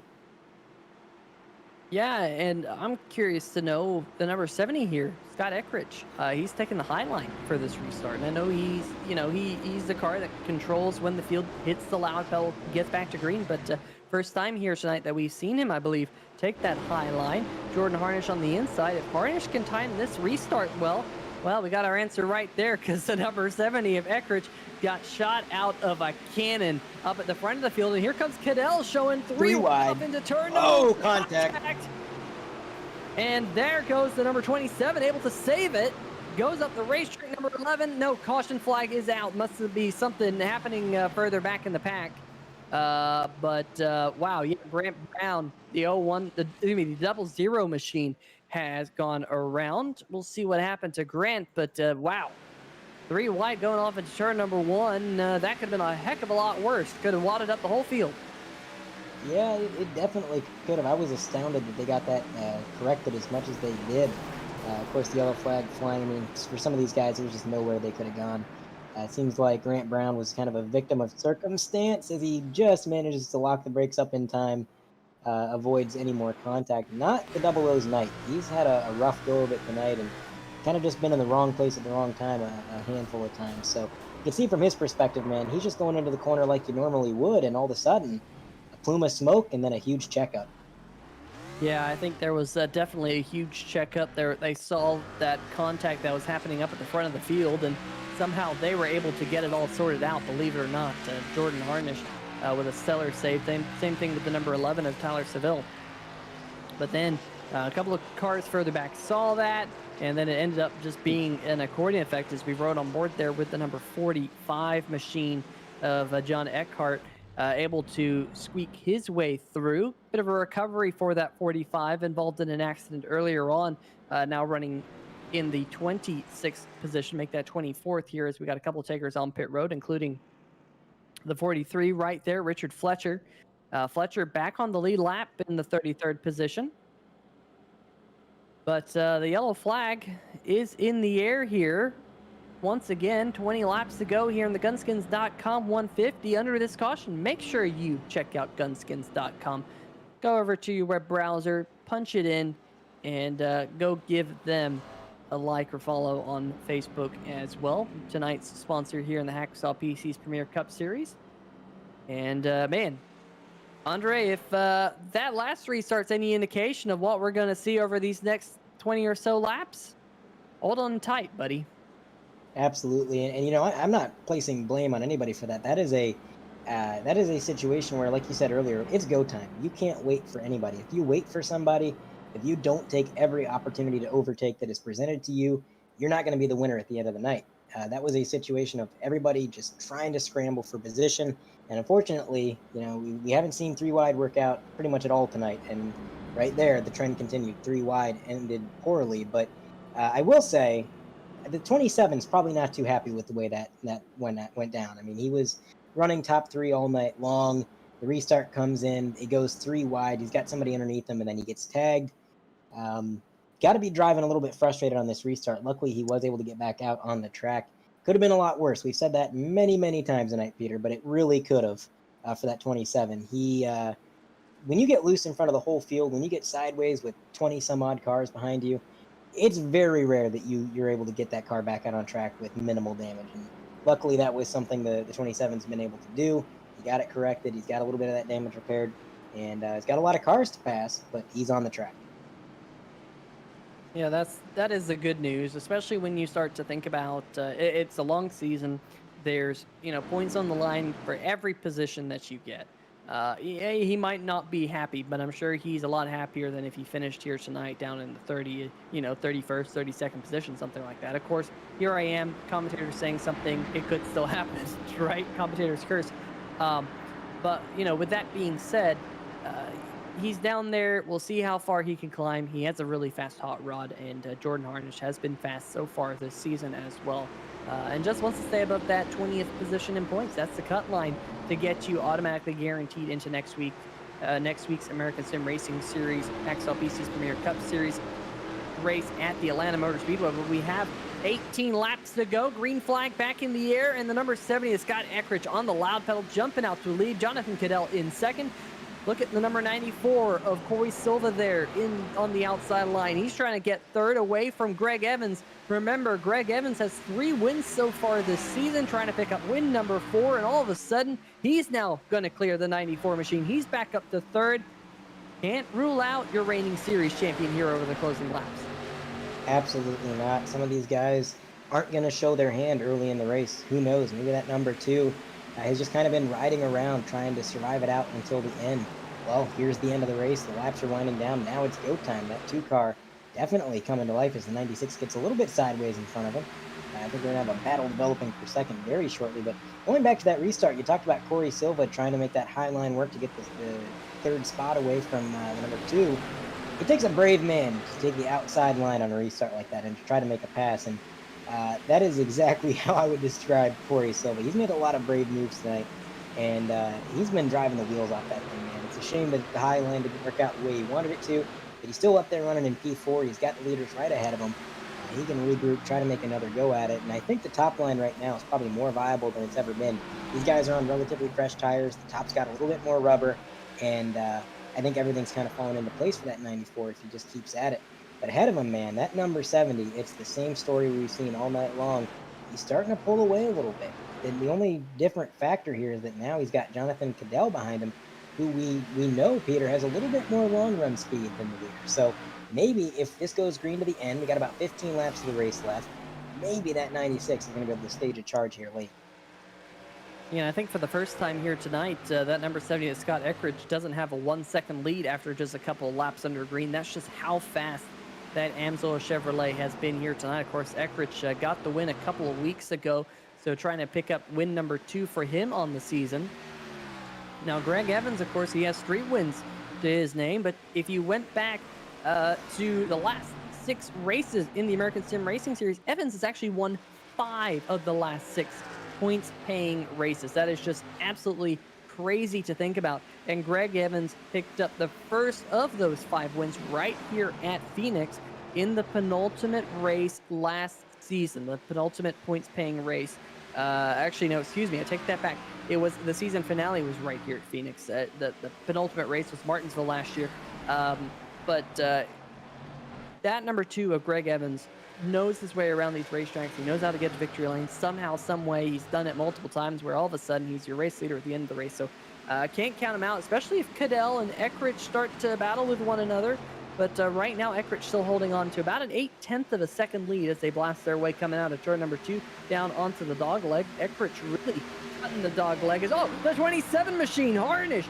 Another mistake out of the number 27. Got wicked loose. Good save.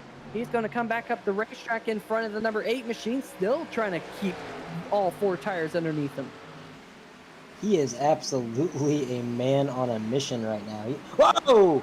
8 car hard into the inside wall.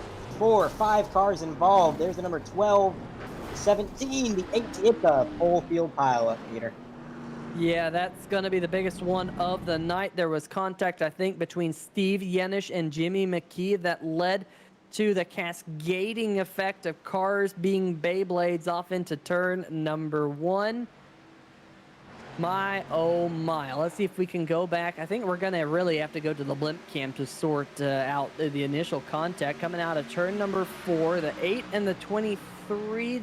Man, did the 8 come down on the nose of the 23 machine? Woody Mahan getting involved, Jackson Van Valkenburg in the 12 machine, some more cars getting involved back there.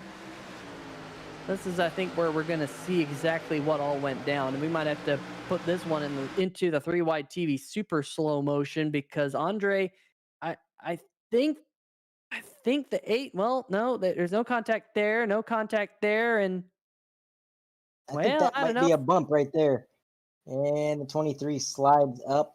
And you talked about how close that inside wall is way earlier in the race there, Peter, and that is exactly what can happen with that close inside wall. Is looks like the 69 car just nowhere to go. He just barely scrapes through, and it looked like a lot more of the field was going to get through, but then everybody involved started to slide down the track, and that's where a lot more of this chaos started to break out as the 12 car, Jackson Van Valkenburg, he's involved. The 17, nowhere to go. The accordion effect continues with him, and behind him, you're going to see that 18 car.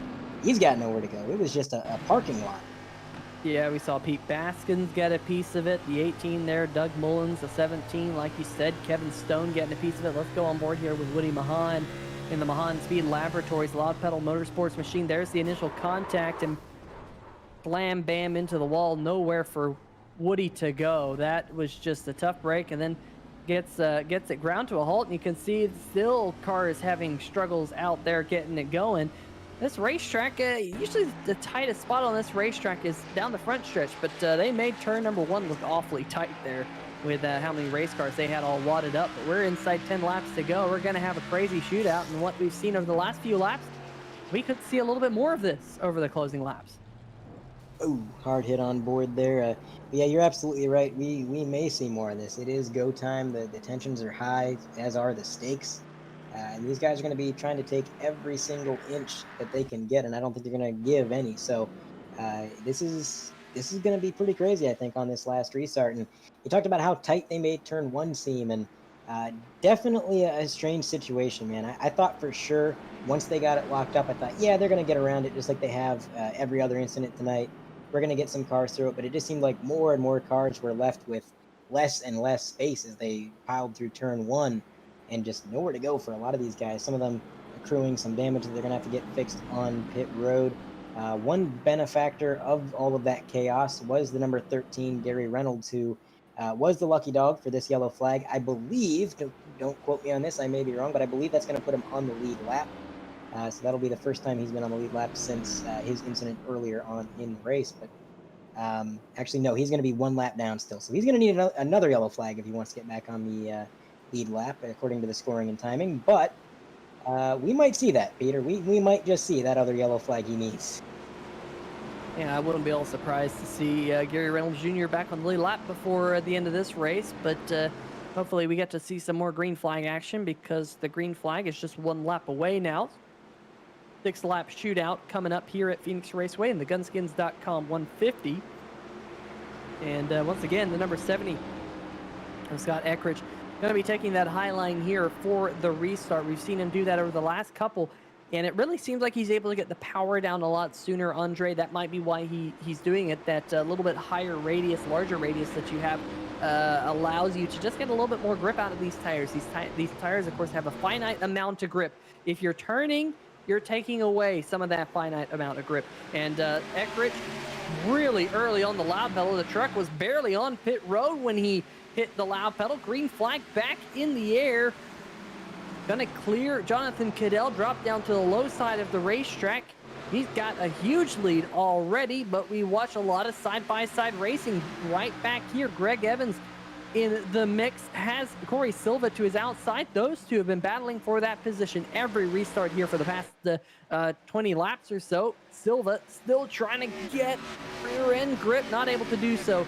Now he's going to have Braxton DeWeese battling for fourth on his inside. That outside lane for Corey Silva just not coming in like he'd hoped. As he gets really sideways coming out of the corner, he's going to drop another position. He's tried it on pretty much every restart, like you said there, Peter. He's been battling with that number 2, trying to get that high line run. Just not working out. It seems like there's maybe not as much rubber as he'd expected to be up there, and not the rear end grip that he needs, as he's now under fire by the number 55, Brian Yazik. He's trying to get up into P6, which if he can get around the 94, that'll be the furthest up the grid he's been all night, I believe. A fantastic drive for Brian Yazik tonight so far. And further up the grid, don't look now, but that 96 is on the hunt. He is trying to close in on the leader. One thing I'm noticing, watching these two drivers' lines between Jonathan Cadell and Scott Eckridge, is that Cadell enters the corner a lot deeper, but the leader, Scott Eckridge, he backs up the corner entry and takes speed on corner exit. Now, you mentioned that the reason Eckridge is so fast on the restart seems to be because he can get the power down sooner than anybody else. And I think he's using that same sort of strategy, that same sort of car control to get a run out of the corner like nobody else seems to be able to. Yeah, we also saw a little bit of contact further back in the pack. AJ Digby got moved up out of the groove from the number 27 machine.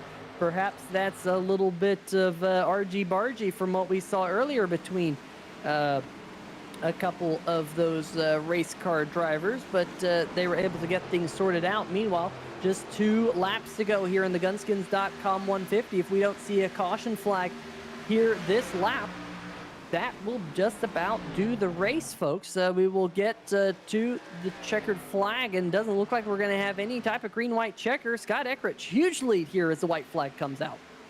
As they crossed the line, it was a 0.6 of a second gap. He's pretty much got no pressure from behind.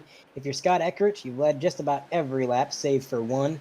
You pretty much just got to take it easy. Run your line, hit your marks, don't overdrive the car, and for goodness sake, don't spin out. That's all he's got to do. As he rounds 3 and 4 for the final time of the race, it is going to be Scott Eckridge taking the win here at Phoenix. Yeah, Scott Eckridge goes to victory lane in the Gunskins.com 150 here in the Hacksaw PC's Premier Cup Series. Win number 2 on the season for him. In fact, the other race that he won was the Gunskins.com California 200. I guess this man just likes the race being sponsored by Gunskins.com. It's an easy ticket to get to victory lane for that number 70 machine. Stinking up the show here tonight for the rest of the field, but really putting on a clinic for everyone watching here on 3 Wide TV. We've only had 2 winners so far this season in the first 5 races, split between Greg Evans and Scott Eckridge, but definitely going to be fun to watch them as the season goes on here on the channel. Folks, we're at 11 likes. I said early in the race, let's see if we can hit 12 likes.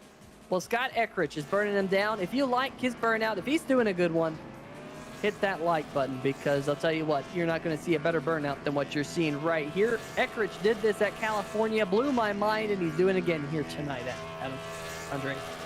Man, that is a heck of a burnout. If that's not worthy of a like, I don't know what is. He is getting that thing under control with that slide all the way down the front stretch. I don't think I've ever seen anybody pull one off quite like that, but just goes to show he is absolutely excited about this win. And I tell you, if I'm Scott Eckridge, I'm asking Gunskins.com to maybe sponsor the next race too, because he seems to be, like you said, having pretty good luck with them guys. Yeah, he's going to burn it all the way down like that, down into turn number 1. In fact, blew the motor at that. So might need a little bit extra AMSOIL in that number 70 machine.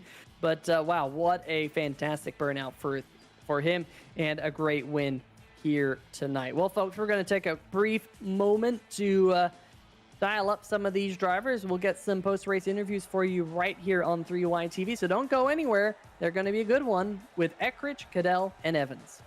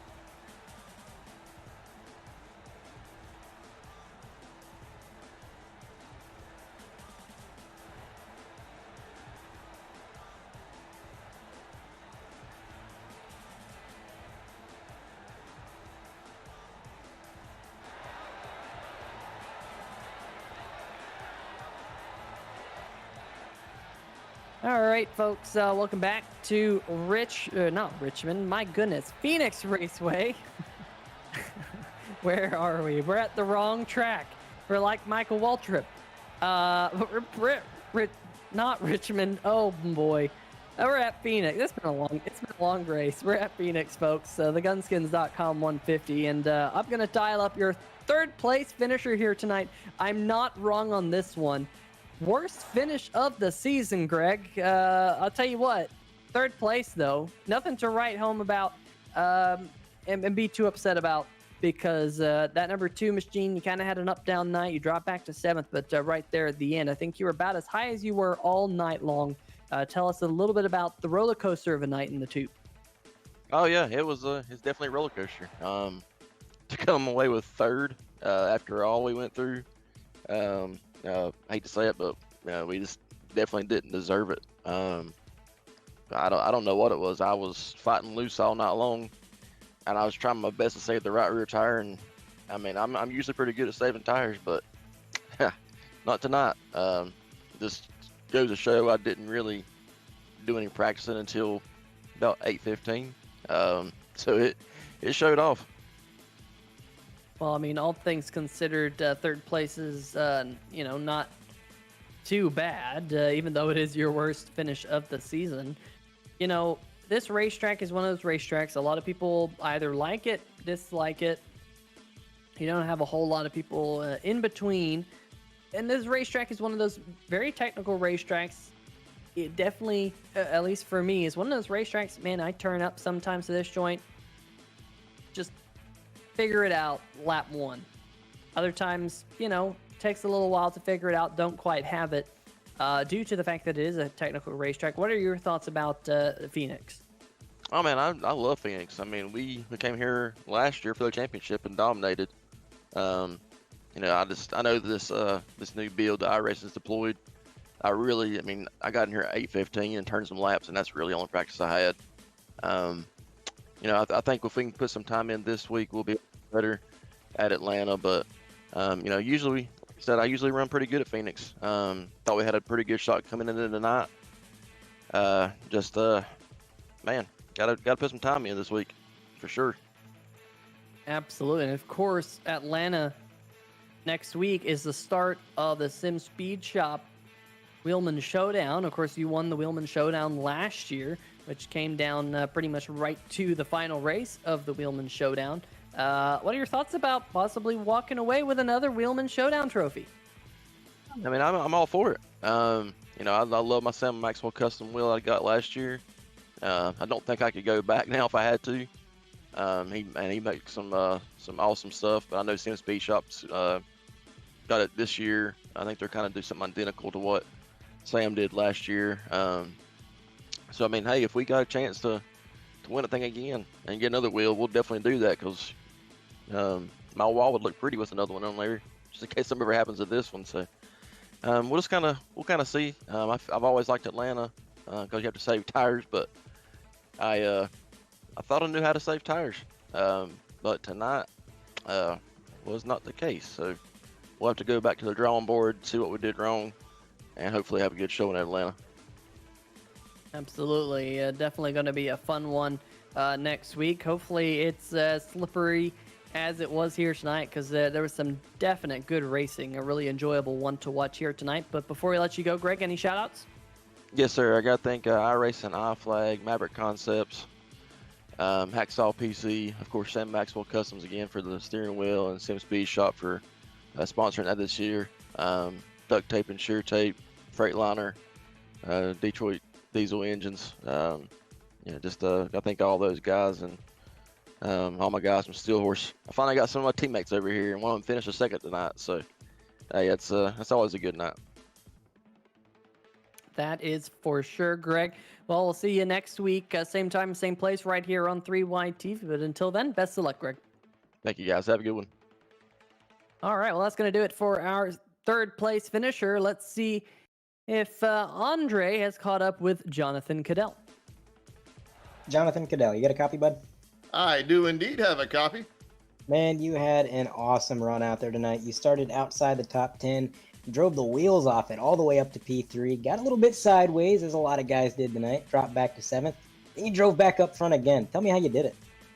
Well, I don't know. I was good on the long run for some reason. I guess it's the way I set up my steering ratio or something. I don't know.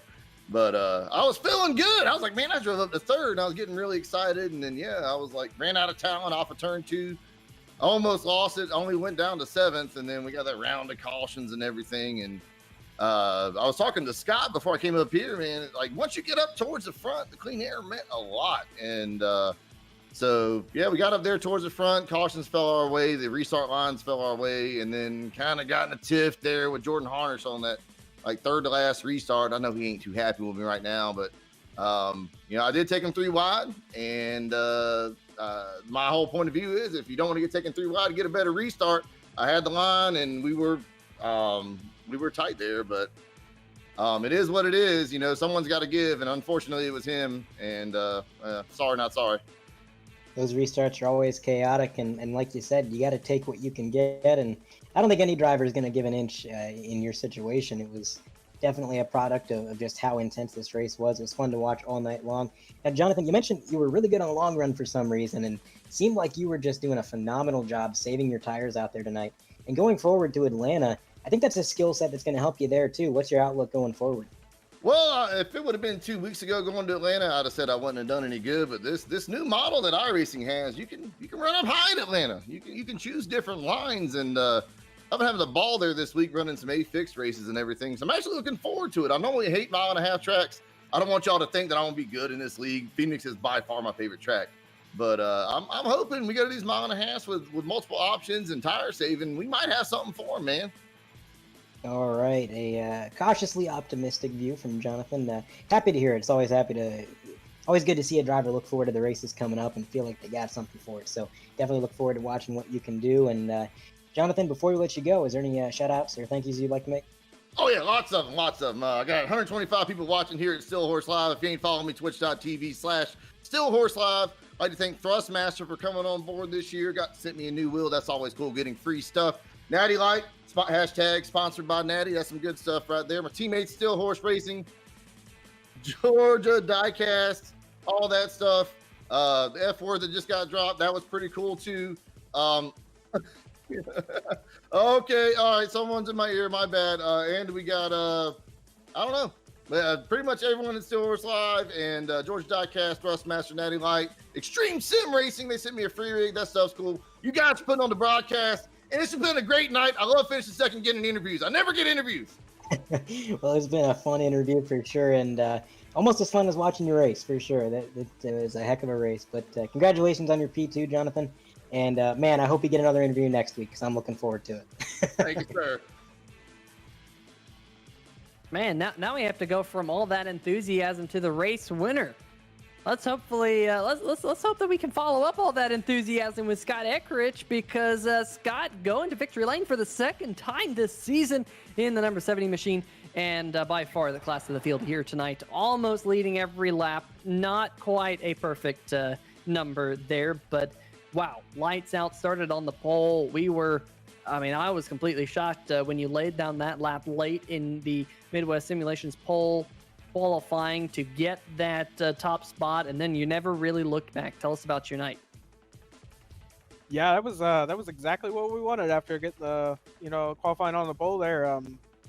I think with the changes here iRacing has had, the dirty air is real. It's really, really, really big part of the racing now. So obviously the closer to the front you can, the better. And I think we were able to run, a little easier than everybody else with the clean air, and save the tires on the long run. And some other guys were getting real loose, and we were having a little easier time. Yeah, definitely. It did seem like clean air might have been important. Let's go back to a couple of those restarts right there when you started to choose the higher line on those restarts. Of course, the leader does have lane choice. What went into that high line mindset, and were you ever concerned with losing that clean air? No, the high line was, I thought, at least when I tried it, it seemed to give a little bit better jump on the field, and it helped your turn one entry because you were already at the wall. So it just helped you get that first lap, really, really fast. And I think if somebody would started next to me, I would have been in big trouble. But luckily, we were able to get the jump, and I didn't have to find out what it was like to have to try passing somebody here in this air. Yeah, a really, really impressive night here tonight. And of course, your second consecutive pole. Of course, you led a lot more laps than what you did last week at Vegas. The race here tonight going a lot better for you. But next week, we go to Atlanta Motor Speedway. We saw you fast in qualifying at Vegas. How about Atlanta? Of course, with this new iRacing build, things are going to be a little bit different than the last time we went there. Yeah, we went there in the tryout series, and we were fast. We laid a good qualifying time down, but we didn't quite have the long run pace. So I guess we'll have to get to work on that, and hopefully we can extend it to 3 poles in a row and 2 wins in a row. Absolutely. Well, picking up your second win of the season here tonight, Scott, at Phoenix. I'm at the right track this time. Before we let you go, any shout outs here for us? Yeah, I'd like to give a shout out to Mark here, who this week picked me up on his new team he's putting together. And unfortunately, you couldn't be here tonight, but been looking forward to running with a new teammate here next week, I believe. And as always, the LPM group for putting up their little pre-race practice session. Those obviously pay off. Absolutely. Well, congratulations on getting the win here tonight. Almost perfect, leading 148 of the 150 laps here in the Gunskins.com 150 at Phoenix. And what an impressive burnout as well. One of the best burnouts I've seen. You impressed me back at Auto Club. You impressed me again here tonight. So hopefully we get to see a couple more of those here throughout the season, Scott. Best of luck. Thanks. All right, well, folks, that's going to do it for our post-race interviews. I think it's about time for us to dial up those final race results so we can go through the field and let you know where your favorite driver finished, with Scott Eckrich taking home the win. Jonathan Cadell coming home in second in the number 96 machine. Greg Evans coming home in third. Braxton DeWeese coming home in the fourth position. Alan Young rounding out your top 5. We'll see. I believe our graphic system might have just blue screened. There we go. We'll bring that one up. Scott Eckrich taking the win. Jonathan Cadell coming home in second. Greg Evans, Braxton DeWeese, Alan Young rounding out the top 5. Great run there for Alan Young. I know he hasn't had the best start to the season, but hopefully this will be the starting point of a turnaround. Brian Yazik, great recovery for Yazik. He came into tonight on the cusp of being outside of the top 20 in points. This will really help his situation here as he vies for that locked-in spot next week. Corey Silva finishing behind him in 7th. Tyler Seville in 8th. Will Warsler and Johnny Avila there, the Canadian driver, getting a top 10 in his first start here in the American Sim Racing Series, Hacksaw PC's Premier Cup Series. Pretty cool to see that there, Andre. Absolutely. Really, really cool to see. And just a lot of cool storylines all night long between all of these drivers. Just so much happening in this race. It was almost hard to keep track of, but you already mentioned Brian Yazik finishing there in P6. What a great recovery it was. But I just want to emphasize that, man. I can't shut out the run he had enough tonight. He wanted to stay in the top 20 in points, and looks like he's going to be able to pull that off with a fantastic 6th place finish. But yeah, just a great race all night long. Yeah, finishing in the 11th position here tonight, Jordan Harnish. What a run he had. Thomas George, great recovery for him after some early race mishaps. Finishing in 12th. Michael Krobot, Cody Spiker 14th. He was also on the cusp of falling out of the top 20 in points, so that will help him out. Grant Brown, Nick Curling 15th, 16th. Adam Jersky, AJ Digby, Michael Whiting, and Adam Blattel rounding out your top 20. Jeff Yenish, Doug Mullins, Michael Larch, Jason Stewart, Danny Gutierrez in the 08 machine. He's been really fast this season. Didn't have a good race here tonight, unfortunately. Troy Haight finishing 26th. John Eckhart, Richard Fletcher, Pete Baskins, and Steve Yanish rounding out your top 30. Jimmy McKee, Kevin Stone, Jackson Van Valkenburg, Gary Reynolds Jr., Woody Mahan, Mark Myers, Evan Black, Todd Kirkwood, and Adam Hogland rounding out your 39-car field here tonight in the Gunskins 150, Gunskins.com 150, I should say. And that's a look preliminarily at the points, with Scott Eckrich there closing in on Tyler Seville for a second. Now, of course, this doesn't exactly have all the bonus points factored in, and we could very well see Scott Eckrich leapfrogging Tyler Seville for that second spot in points, especially with the fact that, Eckrich almost led every single lap and started on the pole here tonight. So I got to say, Scott Eckrich, what a night for him, and we're getting word that we think he's going to walk away with 7 bonus points, so that should elevate him above Tyler Seville. But definitely really, really strong field here in the Hacksaw PC's Premier Cup Series. It's going to be a lot of fun watching them as they get towards the playoffs as the season goes on. And there you see a couple of those drivers vying for 20th spot in points. Going to be very important. you're going to be locked into the show if you're there. And you want to be out there on the racetrack. As we saw here tonight, they always put on a good show, Andre. Absolutely. Nobody wants to be the guy that has to race their way in. It's a very high stress situation. So if you can lock yourself into that top 20, that kind of makes things a little bit easier. You can lock yourself into the race, go out there, run your race, get as many points as you can. But all I can say, Peter, is I'm looking forward to tuning in for the coming races because this season has been heating up pretty rapidly. That's right. Greg Rentz should be back in the booth next week in the Sim Speed Shop Wheelman Showdown event #1 at Atlanta Motor Speedway. Definitely going to be a fun one right here on 3Y TV, 9 o'clock Eastern, as always, for that one. But big shout out to our friends over at gunskins.com for sponsoring tonight's Hacksaw PC's Premier Cup Series race, as well as the other sponsors like Sim Speed Shop, like American Regardless, like Dirty Bird Sim Racing, who put together this series. But for myself, Peter Short, Andre Grandbush, you want to give a huge shout out to our friends over at Sim TV for the camera angles that we have right here on the channel each and every week, as well as Mr. Carlos Acosta, the man who's calling me the football friend and the sub commentator of 2021. Right down there at the bottom, he has his little hands in everything. But folks, have a good week, stay safe, and all of that good stuff. We shall see ya.